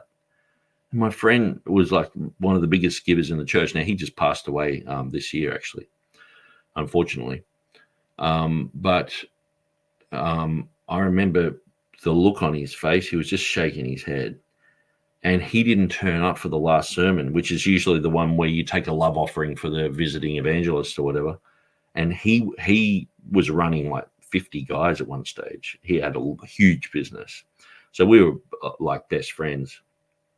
And he just said, I just didn't want to give him money. How dare he make jokes about me and my race, my people, So, and he was probably one of the hardest working guys in the whole church. So, okay, so we talked about glass jaw disciples. I just want to talk about leaving and also rebellion. So, but these are separate topics. Leaving the Potter's House fellowship can be a significant and challenging experience, as the church is known for its strong community ties and strict practices. If you knew that if you join the Potter's House, that it's sort of like, well, no one leaves us without being labeled a rebel or slandered or whatever, you wouldn't join. So this is the problem. They're giving Christianity a bad name. So you go downtown, you're talking to someone about Jesus, and they are in their mind going, I had a bad experience with the church. I went to this Potter's House group. They said to come out and hear some hip hop, and it was a Christian band. I didn't know that. They didn't tell me that. I turn up there, and then next thing you know, they're preaching, and I'm like, well, yeah, okay, I'll put my hand up. I go down the front, I pray, and then after like 3 weeks, I didn't like it there, and so I left, and now they're calling me a rebel, and they're calling me a backslider, and they're saying all this stuff about me, and it's like, and so I've got no doubt that people can become born again there. Well, I've seen lots of people become Christians, but the thing is, what they do is they use deception to get people in the door. Like even Wayman Mitchell, when he first came to Perth, Australia, his flyers were all like UFOs and all this sort of stuff. Just not that he has any interest in UFOs, but just to get people's attention. It's sort of like New World Order or something like that, just saying anything to get people in the door so he can preach to them. Now, I understand the heart of doing that, because you don't want to see people you don't want people to go to hell. But the thing is, what I've noticed in the Potter's House, they use a lot of methodology that's, it's very slick and it's very misleading. So come out to a rock concert, brother. Come out and hear some rappers, so people go out there thinking they're going to see some, Tupac or something. And, usually there's some guy trying. But then it's like, Jesus loves you, he died on the cross, and they're preaching to you, which is a form of deception. The worst thing that I can possibly imagine is someone going through life and their first introduction to the gospel is via deception. It's like, oh, they tricked me into it. Maybe that's the reason why a lot of people aren't coming back, because you're tricking people into coming out to something. If you're open and say, oh, this is a Christian concert, that's fine. If they want to come out to it, they know what to expect. But it's like, no, this is, some of the flyers even have pictures of like 50 Cent and Tupac, and it's like, no. It's Paul said not to preach of deception. I might actually get that. Not to preach from deception. No, actually, it's gone off into a whole bunch of other things about deception, false teachings, etc. So that won't work. But let me just continue to talk about these are some things that will happen to you if you leave, okay? Shunning and isolation. Former members will experience shunning by current members, including friends and family. This can lead to social isolation and emotional distress. So, someone leaves, it's like the Jehovah's Witnesses, you've left, and so you are poisoned, you're against our church now, you've betrayed us all, you're a Judas. And so sometimes people leave for a genuine reason. Not everyone is like, I've left because I'm, I just become an adulterer or something like that. But that's what they try and make out.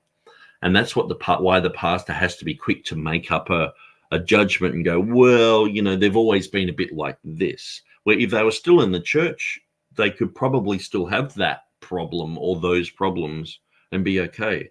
But they're outside of the church now, so it has to be aired. Well, they've always had a problem with this and that and blah, blah, blah. And then so they're demonized, and that's what happens to them. So one of the questions I ask people who are in the fellowship, what will they say? Sorry, I forgot my face isn't showing here. Here we go. What will they say about you when you leave? What will they say about you when you leave? So they also have guilt and fear. The church teaches that leaving can result in you backsliding, you're leaving God. So people struggle with guilt, fear of judgment and failure. They're like, well, I've failed God. Because the fellowship has been equated with God, it's conflated. They are like, well, I've failed God if they leave. And there's also the loss of the support network, because you go to the church and it's sort of like you are supposed to submit to your pastor. But then when there's no pastor, all of a sudden you've got no one to tell you what to do. And so this is the amazing thing as well. This is why I call this glass jaw disciples. We're the SAS guys. We're so good. We're the Gurkhas of Christianity and all this sort of rubbish. But just get them away from their pastor and they fall to pieces. They just lose it. And this is one of the things they are saying, that they're soldiers of Christ. Now, one of the first things for a true soldier, if you are to join the military, one of the first things that happens is you get stripped of all your identity. They just shave your head. They don't have to shave your head, but they do it just to say that we own you. We can do whatever we want to you, sort of thing. But one of the things that they teach is your own personal responsibility for your own body, for your own gear, for you making your own bed, for you shining your own shoes, cleaning your own gun, making sure that you can look after yourself. Because the worst case scenario, if you're in the back blocks of Afghanistan and everyone dies and you're the only survivor and you don't have a radio, you have nothing, but you've just got to get out of there alive. Well, you can't just go, oh, well, I don't have a radio, I'm just going to die. They train you to get out of those situations. In the Potter's House, they don't train you to get out of those situations. The worst case scenario ends up just being a worst case scenario. You just end up going, well, what can I do? And so when I left the church, I actually rang Wayman Mitchell and talked to him for 40 minutes about what was happening in the church in Lismore. And so I had a conversation with him. I'd rung him before in probably the 90s. No, it was the 90s. where I went to Papua New Guinea in 99. And so I wanted to talk to him about healing in the atonement, and he recommended some books. And then wind it forward like 10 years. I'm like, well, I'm leaving the church. This has happened, that's happened, blah, blah, blah, and talk to him. But the Potter's House don't really teach you how to look after yourself. And see, the thing is too, a worst case scenario can be like, say, I think it was like 15 years ago, the leader of the Australian Fellowship left. So then it's like a big mop up, and 20 other churches just all explode and leave and everything. What do you do in that situation? Are they all just rebels, or are some people just caught in the crossfire? They don't teach them how to look after and maintain their own just Christianity without the pastor.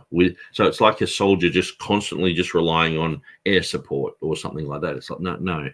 What if there is no air support? What if there is no team leader there? What if there is no backup? It's just you. What are you going to do? So that should be what they teach people. That should be a real soldier is taught that type of thing. A Christian should be taught how to survive a church split. A Christian should be taught how to function if the pastor dies, if a Spanish Inquisition type of thing rises up and starts killing pastors. Well, what's the church going to do? Just fall to bits? Oh, Wayman, you know what I mean? Like, you should be able to survive yourself. See, what we see is a high attrition rate because people aren't taught this. They're taught submit. So the thing is, submission, you become codependent on leadership. You become codependent because you're not free thinking. You're not thinking for yourself. You could just go, yes, sir, yes, sir, yes. And then it's like, yes, who? There's no sir left. Oh, and you just fall to bits. So that's why these guys are actually glass jaw disciples. So you have this social network. It's usually the church is tightly knit. Leaving often means you're losing this social network. Okay.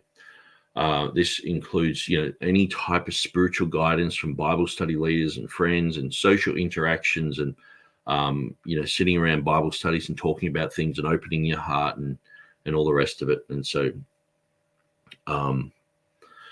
you lose that support network.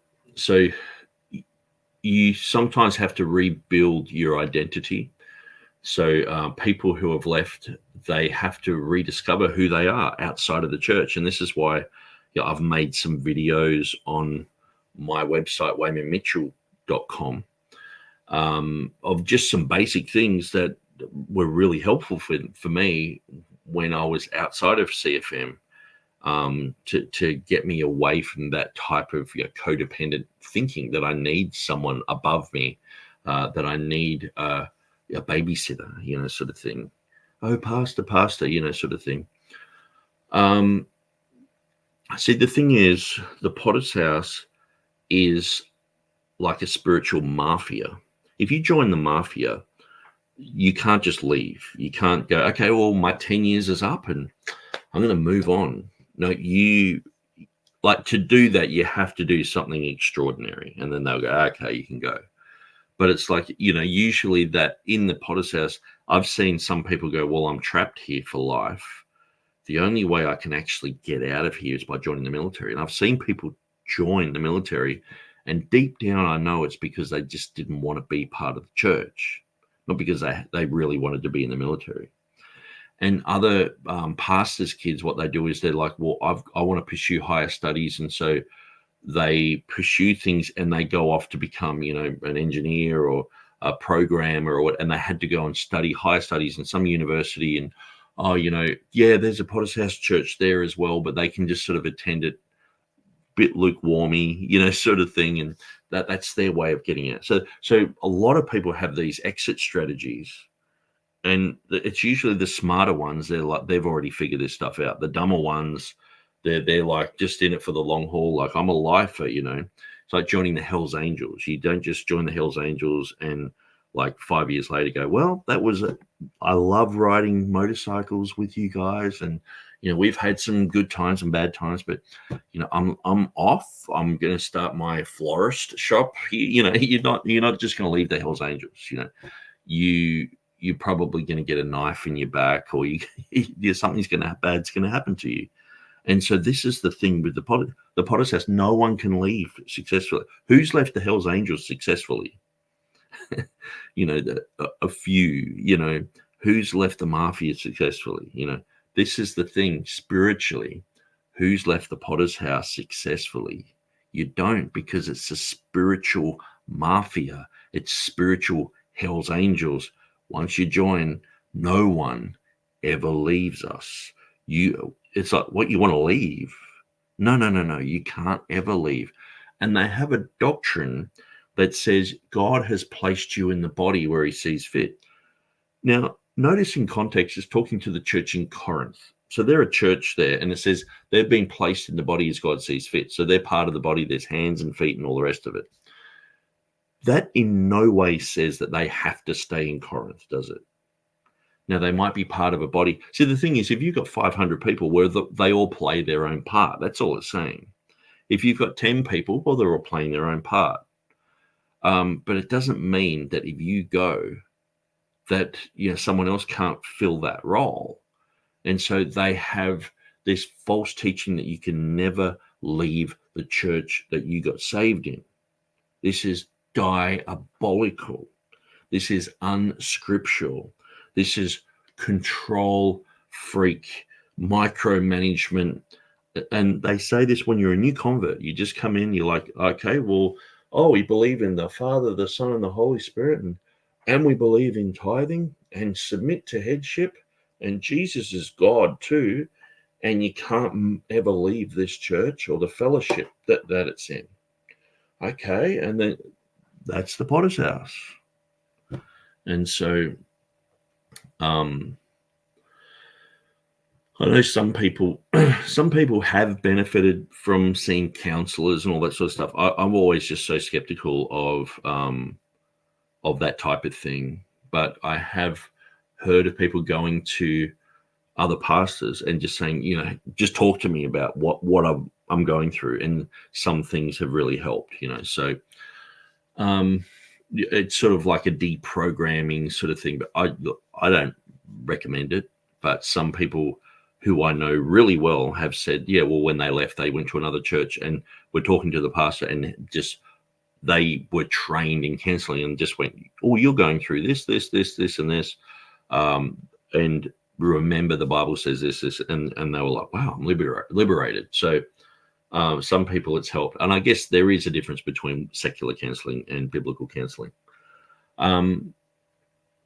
So sometimes, too, the church leadership can try and defame you publicly. So that they realize that they can't, what can they say against you, especially if you're a strong Christian in a community. Like, I've been in this community here for so long. When the pastor was just, local pastor, he was just saying all this rubbish about me, people were coming to me and telling me, hey, this pastor's saying this about you. I'm like, yeah, don't worry. He's just nuts, But, some cases, church leadership, they publicly speak against people who leave. They publicly label them, they're backslidden, they're apostates, and the thing is too, like,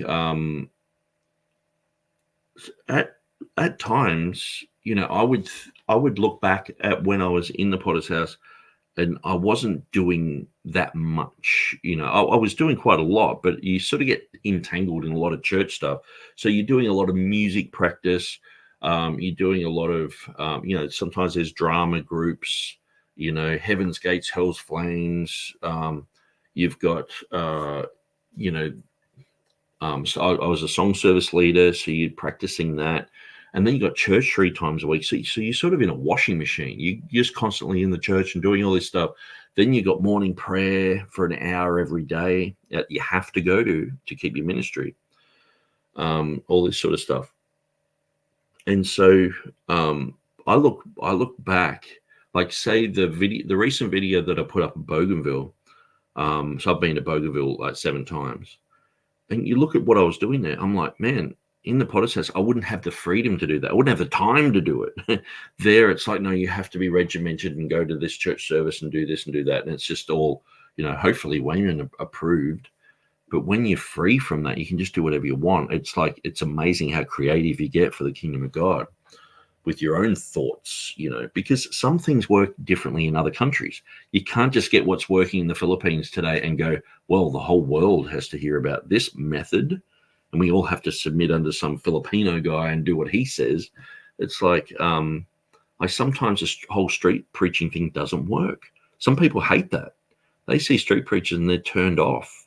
But if you go and talk to people, they listen. But some people, they're just like, no, look, we've got a hammer, everything's a nail. That's just how we do it. We are the potter's house, you know.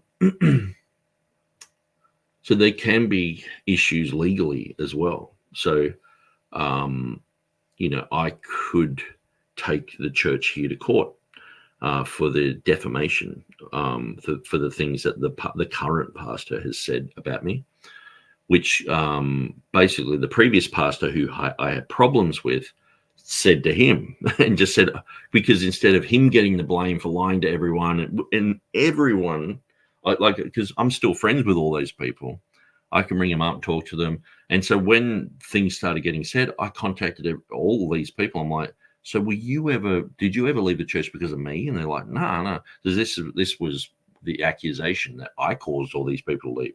It was like, no, because the pastor lied and then he did this and then he manipulated us and then he was a hypocrite here and he did that. That's why we left. I'm like, oh, okay, so it's really nothing to do with me. It's like, no, absolutely not.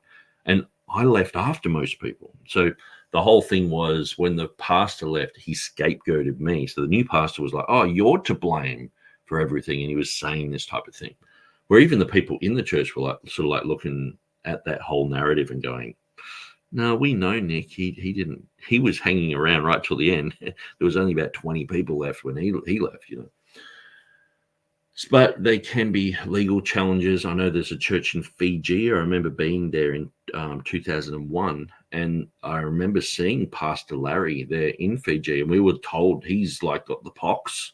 So we were like, oh, that's the backslidden pastor guy who's trying to steal the church, apparently, and all the poor new converts are getting poisoned by this guy and all the rest of it.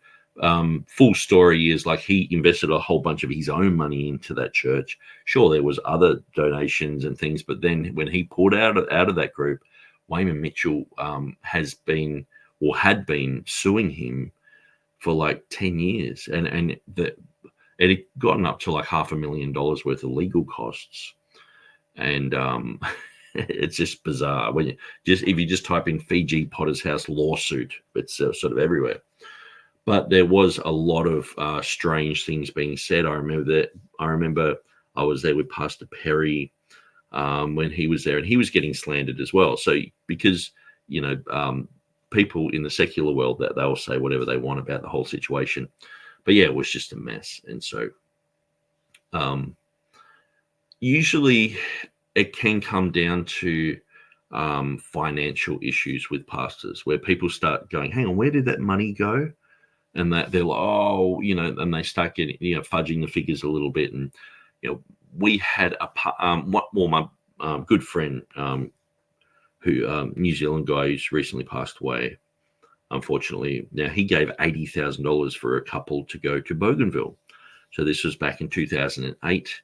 And the pastor said, yes, they're going to go to Bougainville and all the rest of it, and was telling them they're going to go. And then right at the last minute said, no, you can't go, and kept the money to himself. And so we brought this up, and we made sure that that money was used to help the church, not just for himself. And so, but this is the sort of thing you start seeing.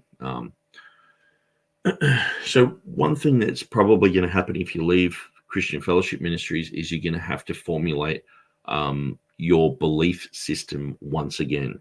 When I left the church, I was like, okay, what do I believe? And I went through the Trinity. Yes, I'm sold on that. I'm not going to. Modalism's ridiculous. Unitarianism, stupid. Deity of Christ. Yes, they do teach that. So this is the thing. You got to go through and look at the good, the bad, and the ugly. Evangelism. Yes, I'm into that. Street preaching. Yes, I like that. You know, I went through the whole list of things. And then when it was like tithing and headship and a few other things, I was like, actually, I've got to restudy these. And I started to restudy them, think about it. And in the end, I was like, no, I'm completely against tithe because I was saving up my tithes for when I went back. When a new pastor came, I was going to give the whole lot in one lump. And then after a while, I was like, hang on, I don't think this is biblical. But if I was back in the washing machine, it would have been like, okay, I don't have time to do a study on that. I'm too busy running some ministry or something. So you're going to have to go over your beliefs again and check everything. Because, see, the thing is in the potter's house, it's yes, sir, yes, all the way through. So you're not free thinking. And so you're not actually using your brain for yourself in that type of aspect. You're not thinking for yourself. Okay, that's rebellion, thinking for yourself. And so when you leave, you're like, hang on, I've got to think for myself. And you actually have to work out what your belief system is. And some become completely disillusioned with Christianity altogether. They just go, it's too hard. And they just, because some people, they're putting up with people, shunning them. Sometimes they've still got friends they work with who go to the church and they're calling them a backslider and saying, why don't you come back to the church and become a Christian again? And they're just like, look, I don't want to talk about it. And sometimes they can just get bitter with the people and therefore they get bitter with God, So you got to keep your heart right. You got to make sure that you're not just getting angry and mad at people, because the Bible says you have to forgive them anyway. It doesn't matter what they've done. This is one of the things that I learned very early as a Christian. And I used to say this. This is so weird.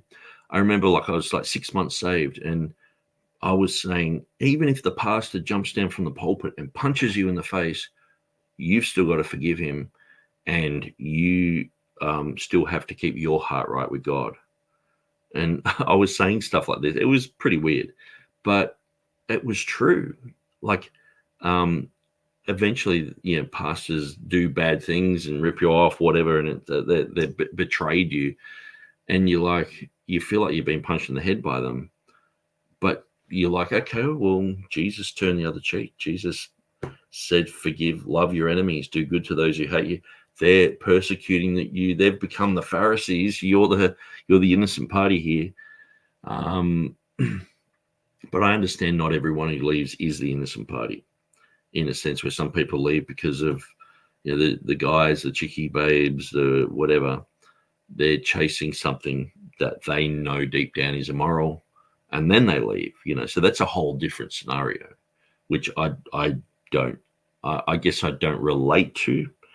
Not that I haven't seen, but I personally don't relate to it, because I've tried to keep my heart right with God as much as possible throughout my life,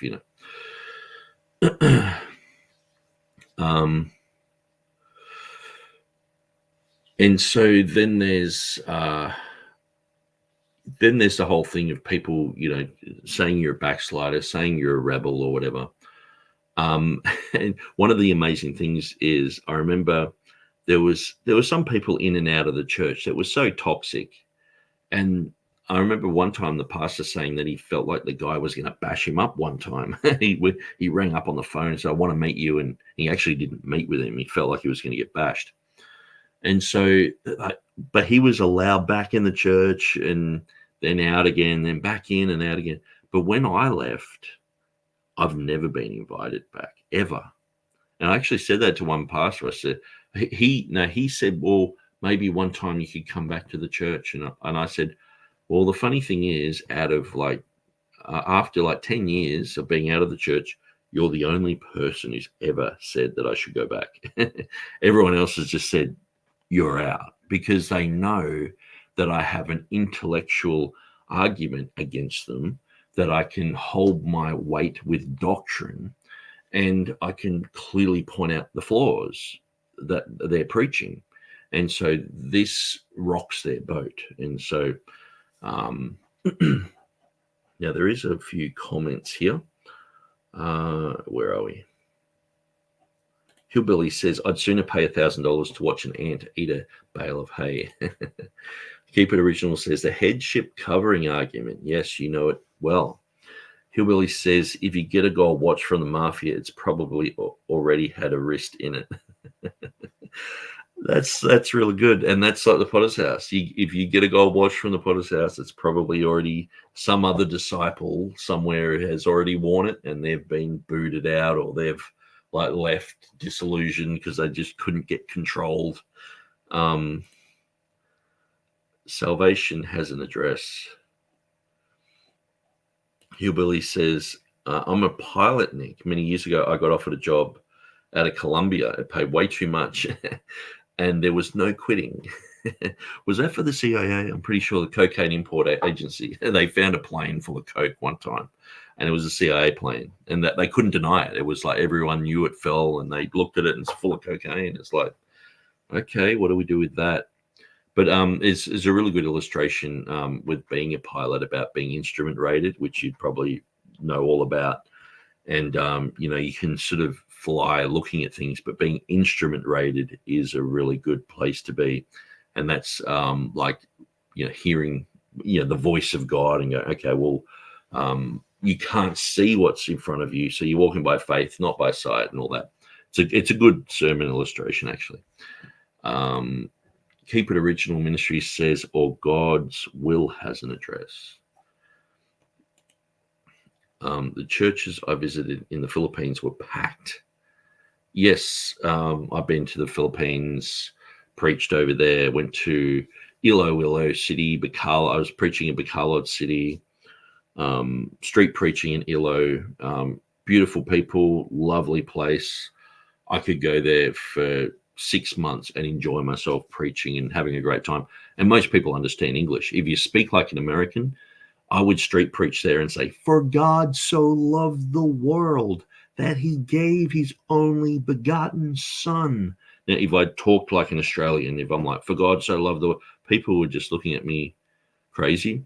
When I was in a taxi, I'd say to the guy, can you take me to the Trade Winds Motel? And he's like, huh? I said, can you take me to the Trade Winds Motel? And he's like, huh? And I said, can you please take me to the Trade Winds Motel? He goes, certainly, sir, in the same accent. And then on the radio, everyone's talking in an American accent and they're playing American rock. It's like they're just very influenced by the United States. Avery F says, as a man, I'd think it would be spiritual abuse to keep my family in such a situation. Yes, absolutely. And that's why people leave.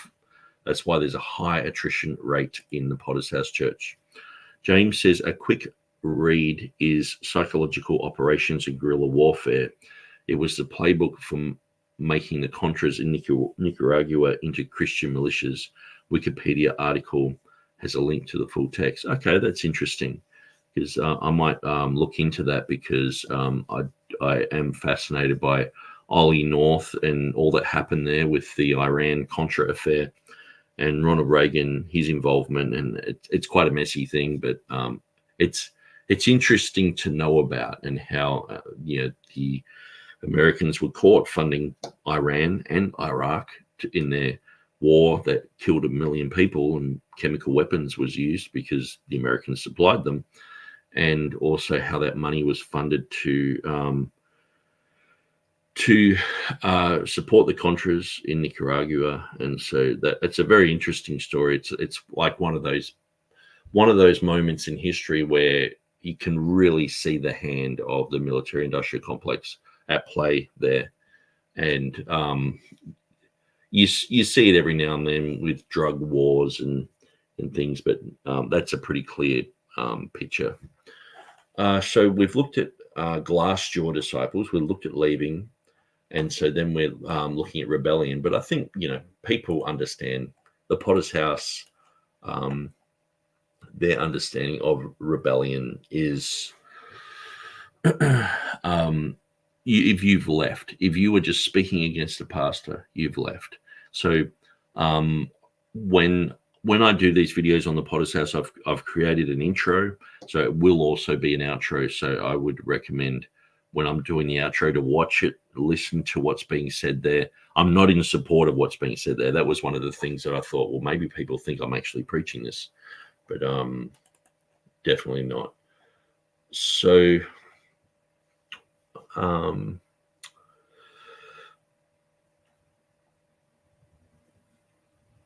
Okay, so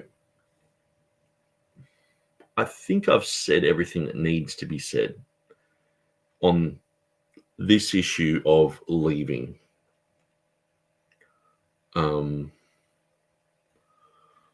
Now, actually, I might check my iPhone. I was writing down some notes.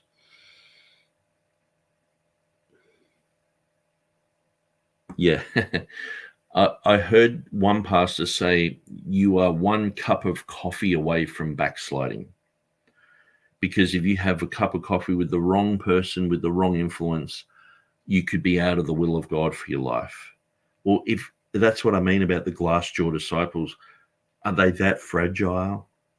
You know what I mean? That they, like, I could have a cup of coffee with a Satanist, with an atheist. When I go out street preaching, I'm having in-depth conversations with people who were pastors and left a church and they hate God and now they're Satanists. And it's like, but I don't go away rattled and, oh no, you know, I'm like, well, that poor person has probably been through a rough time. Hopefully they'll come around, you know, because my faith is strong.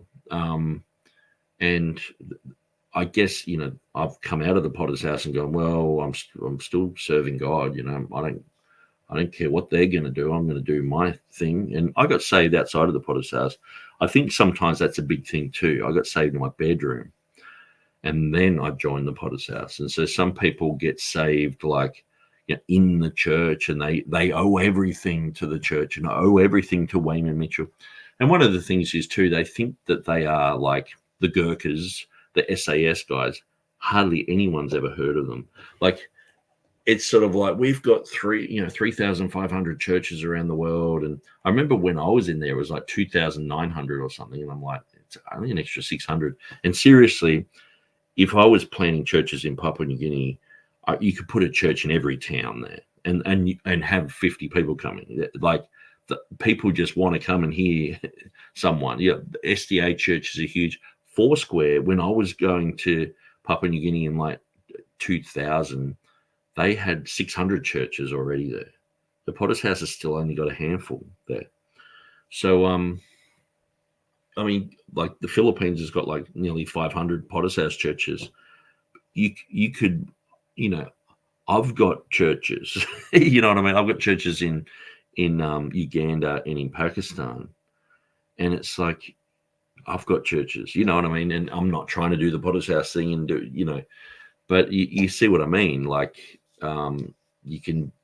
these numbers, and some of these churches are like 10 people.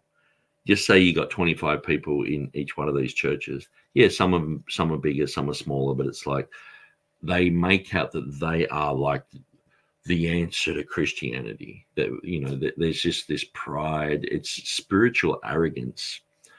There's very little humility. That they think more highly of themselves than they ought to think. Because I go back to New Guinea and I'm asking pastors and leaders and people in the know of what's happening and people on the streets, I'm praying for them. I'm like, you know, the Potter's House, you know, the Don Bosco Hill there, they got the Potter's. Never heard of it. Whereabouts is it? Oh, you know, people just have never heard of this group. And they're thinking that they're like the rock stars of Christianity. They're making inroads that no one else has ever made and all this sort of stuff. And it's like, really? Bit of an inflated ego there.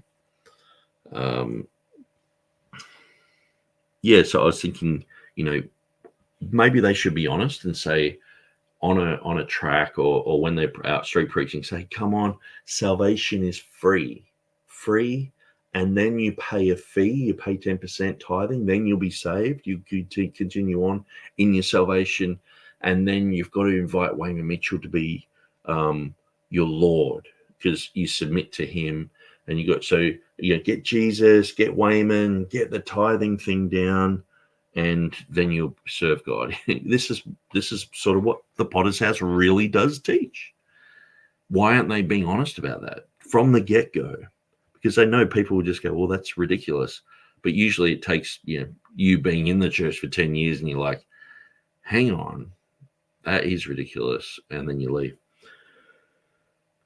Well, Wayman was under a church that was founded by a woman. And it's amazing that he became the person that he is in the Foursquare. But then he's like, no one in the Foursquare is good. You know, we're under the Wayman anointing now, sort of thing.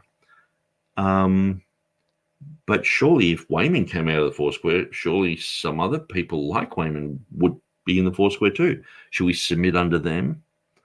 And how come he can leave the Foursquare and underneath his covering, but we can't leave a Wayman covering? It's because it's a load of rubbish.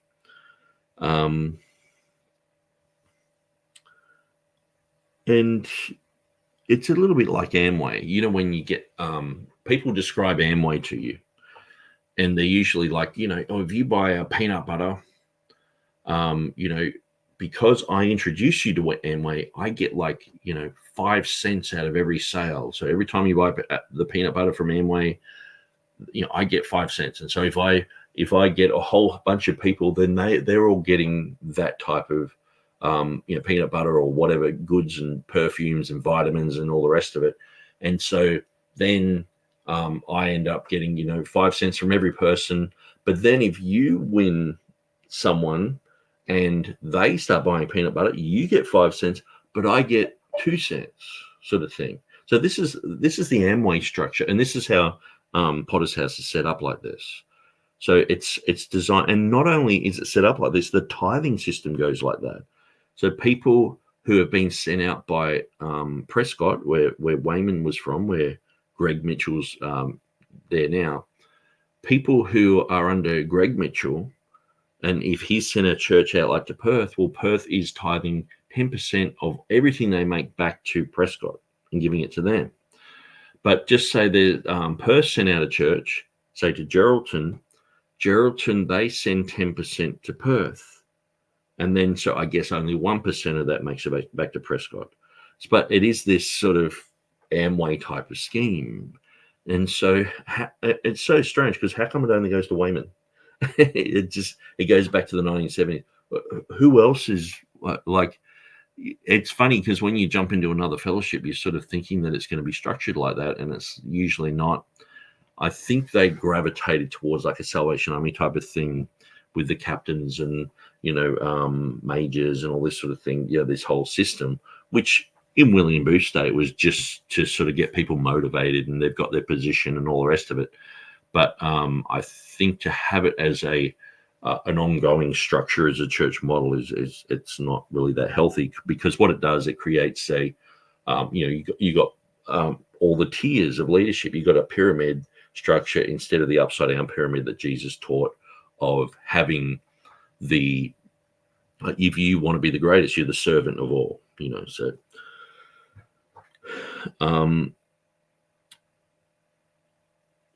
yeah, so all you have to do is one little whisper from a rebel, and these glass-jaw disciples lose their faith and leave, and then they're like, you caused someone to backslide. You know, it's so strange. But anyway, so James says 3 standard techniques are used: gaslighting to make you doubt yourself, word salad language that can be used any way they wish, and honey traps, any sexual indiscretion they can threaten to reveal. Yeah, that's I've been thinking about the Epsteins a little bit, and Ghislaine, her father was Maxwell, the media baron. And so he was also credited for starting the nation of Israel, which is quite interesting, because when Israel was going into the land, they were struggling with the fighting against the Arabs, and he was instrumental in getting a lot of weaponry from, I'm pretty sure it was the Czech Republic at the time, and he was able to save the day. So that's why he was honored by the Israelis, honored by Mossad. And he probably could have been Mossad himself, but I'm not sure about that. But a good book to read on that is this one, The Secret War Against the Jews, where they do mention Maxwell. I might even just quickly have a look at the name. Maybe it will come straight up. If not, it's just going to be a rabbit trail. MAX Maxwell.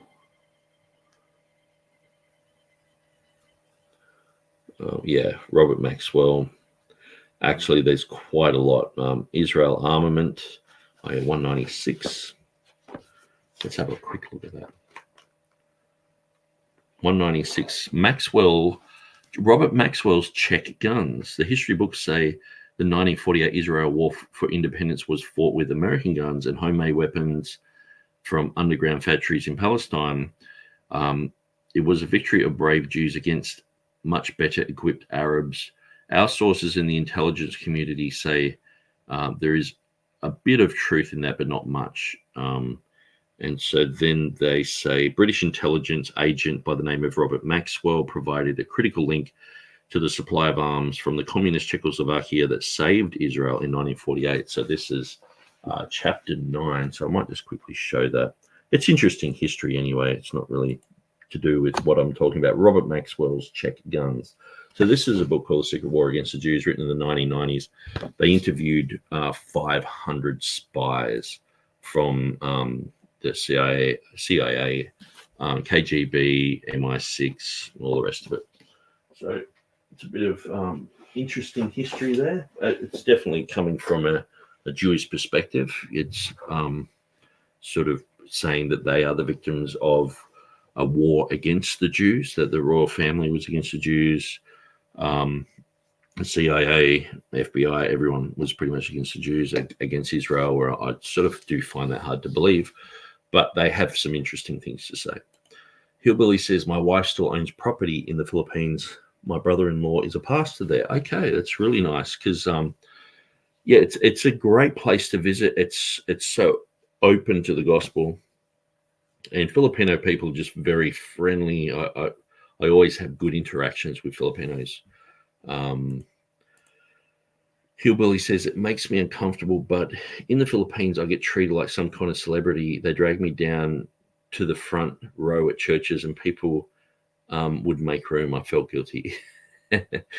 I've had that. It's I just go, well, Elvis has come to town, you know, and they're like, yeah, you look at the white guy sort of thing. And yeah, when I was in the Philippines, because I'm so tall, I'm like 6'3", people were like, oh, you NBA, you know, basketball player. I'm like, yeah, you know, just having a joke. And people would come up and put their height on me. Usually it would come up to, you know, about here on my arm there. They would test their height against me. But really, you know, fun people. I really enjoy the Philippines. It'd be a great place to go and minister. I might go there one time and just, yeah, so let my hair down and go street preaching there and visit a bunch of churches and have a bit of fun. But yeah, so I think that's about all I've got to say on this issue. I've exhausted the issue. It's 1 o'clock in the morning here now on a Friday night. So I'm going to go and God bless you guys. Thanks for joining us. And don't leave yet. I want you to watch this clip that I made because I worked for like 2.5 hours to make this. And the other night, I think I worked for like 3 hours to try and make this. So it's got a few clips of Wayman and other people. And so let's get into that. So when I do this, this will be the last you see of me, and then I'll shut it down. But this goes for about 5 minutes. So maybe I should just quickly go through some of these pictures because I didn't go through all of them. Cult members be like, disagree with your pastor or draw 25. Church member. So I get to ask God what his will for my life is. Christian Fellowship Ministry says that's the neat part. You don't. So good. You know, pastoring a church for dummies, how to control a flock, magnify your office, destroy close family ties, enforce church attendance, demand tithing 10% or higher, always intimidate your sheep, label dissenters as unsaved, sound godly and authoritative, bonus, receiving double honor, putting your humble servanthood to good use. It's so good. What? You want to leave my church? Get ready to lose your destiny. Christian Fellowship Ministry. Spiritual abuse. I have no idea what you're talking about. This happens when you dare question headship. I think that's the original Hulk, isn't it? You just become this green-eyed monster. CFM, I ask the questions around here. This is a classic. This sums it up so good. I have a very particular set of doctrines. I will look for you, I will find you, and I will make you submit. Actually, that's the Stephen Anderson one. Spiritual abuse, that's just bitter ex-members complaining. Leaving a healthy organization. See you around. Bye. Love you. Let's get a coffee sometime. Leaving a cult. Bitter backslider. Reprobate. Jezebel. Yeah, you've left the truth. Evil. Apostate. God's given you a deception. You have departed from the faith. End times.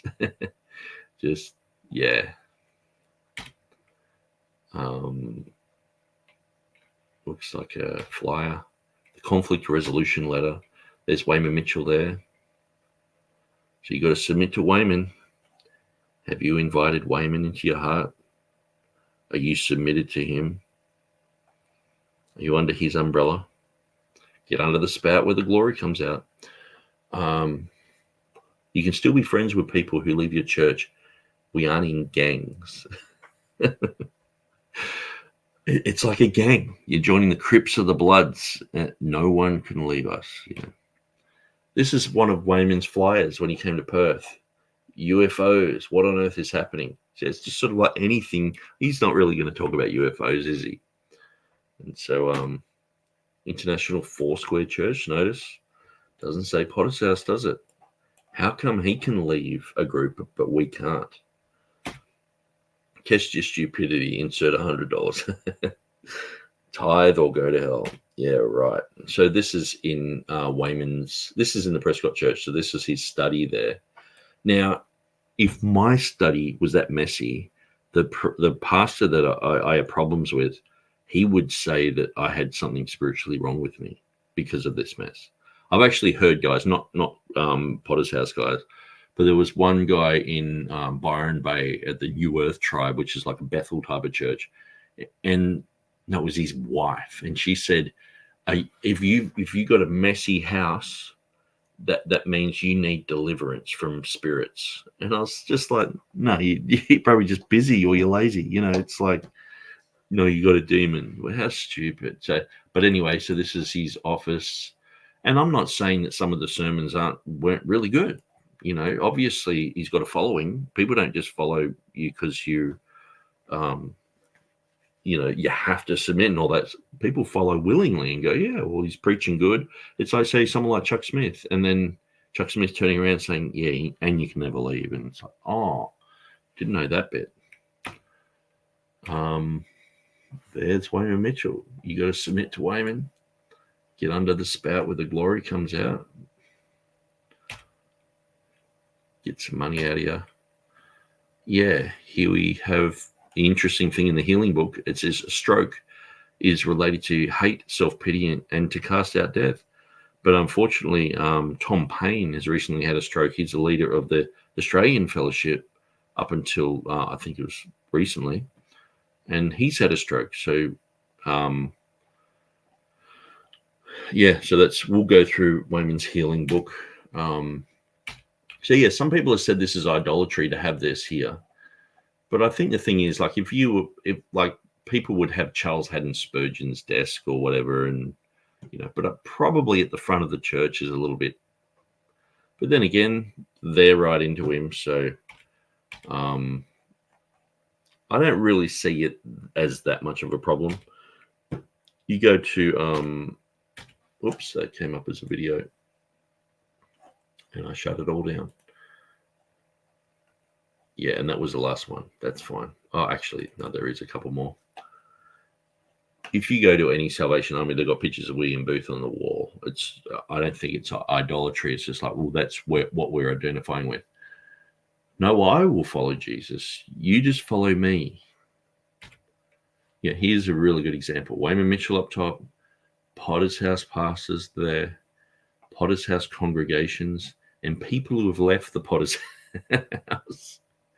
This is how it is. And Jesus said it's not going to be like the world, like Old Testament kings up on top of the ladder. We're all equal. We're all on the same branch. This is the thing. That's what people have to get in their head. When the pastor says the law was abolished, then gives a sermon about tithes. Oh, well, Melchizedek, before the law. Well, circumcision was before the law too. I guess we should practice that. And the Sabbath, So anyway, there we go. Thanks for joining us, guys. A couple more questions here or comments. I have no experience with the Potter's House, but I find that spiritual arrogance among many denominations. Unfortunately, it is there in many groups. James says, sorry if my comments don't seem connected, but when I see churches operate like Potter's House, I always look the intelligence connection. Yeah, it's an interesting angle there, James. I'm not against you talking about this type of stuff. I really enjoy looking into stuff like, some of the books that I've got on my shelf here are, Legacy of Ashes, A History of the CIA. I'm right into, that type of thing. Another book just next to it, Nemesis. Chalmers Johnson, he used to work for the CIA, and so I do read a lot of their material. Some of it is propaganda. That Legacy of Ashes, I think, from probably the 1990s onwards, is just like, nah, that's rubbish. But they do have some interesting things to say about the Bay of Pigs and all the rest of it. Fascinating history. Anyway, guys, thanks for joining us. I've had fun. God bless you, and we will see you again soon. No one ever leaves us. No one ever leaves us. No one ever leaves us. No one. There's so many scriptures that warn us about YouTube and YouTube theology and getting sucked into all of the false winds of doctrine that are constantly blowing around. It's one thing when a parent, somebody, person in authority, teacher, police says that to you and you say, I will not. It's way worse when you say that to God or to your pastor. Listen, a refusal to do the will of God is called what? Rebellion. Let me take that one step further. A refusal to do what your pastor asks you to do is called what? Rebellion. Some people say, I don't have to do what you say. What? And no, you don't. But if you don't, you're rebellious. And they think because they are tithing, they are liberal. Tithing is not liberality. It's how we keep alive. It's how we stop God's hand from killing us, repossessing our lives. Do you think you're liberal because you pay your mortgage bill every month? The Bank of America should very much appreciate my liberality. I paid my bill this week. Your car payment, you think this is liberality? Tithing is not liberality. May I disabuse you of that notion. Oh, I'm a giver, I tithe. You haven't begun to give. You have simply preserved your life and that of your children and your wife. And God said, okay, I won't kill you. Keep it coming. I want to ask you, are you really giving? Well, I'm tithing. Tithing's not giving anything. That belongs to God. He's getting back what he wants and what he requires and what will keep you from going to hell if you give it and what will keep you from going to hell if you give it. What, Pastor? You mean I'm not giving it? You're giving nothing when you give your tithe. You're just obeying God. He says very plainly, the tithe is the Lord's. So you're not giving anything until you let this come to grips with your heart. Half ago and announced to me, Pastor, I am not leaving Jesus. I am just moving on from this church. And it wasn't but a few months that he left Jesus as well. ever leaves us. No one For some, it can be a death ever sentence. leaves us. No one. But others plunge the knife into the call and think they can move on and do now what they were doing before without any consequence. I can tell you that once God ordained covenant relationship is broken, things will not be the same.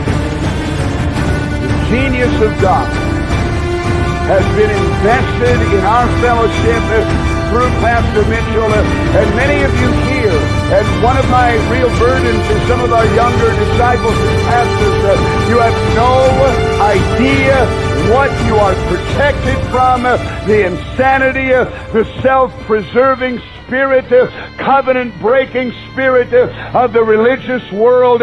We are, in a sense, in a cocoon of safety and protection by virtue of what God has done through Pastor Mitchell, establishing this fellowship. They're no longer Christians. Some of them are divorced. I know one that's in the mental bin. I know others that are, their lives are completely ruined and destroyed because little by little they got sucked into this stuff and it produced what the Bible said it would produce. You'll become an idiot. You'll become a deceived lunatic. To all the miserable rebels out there watching,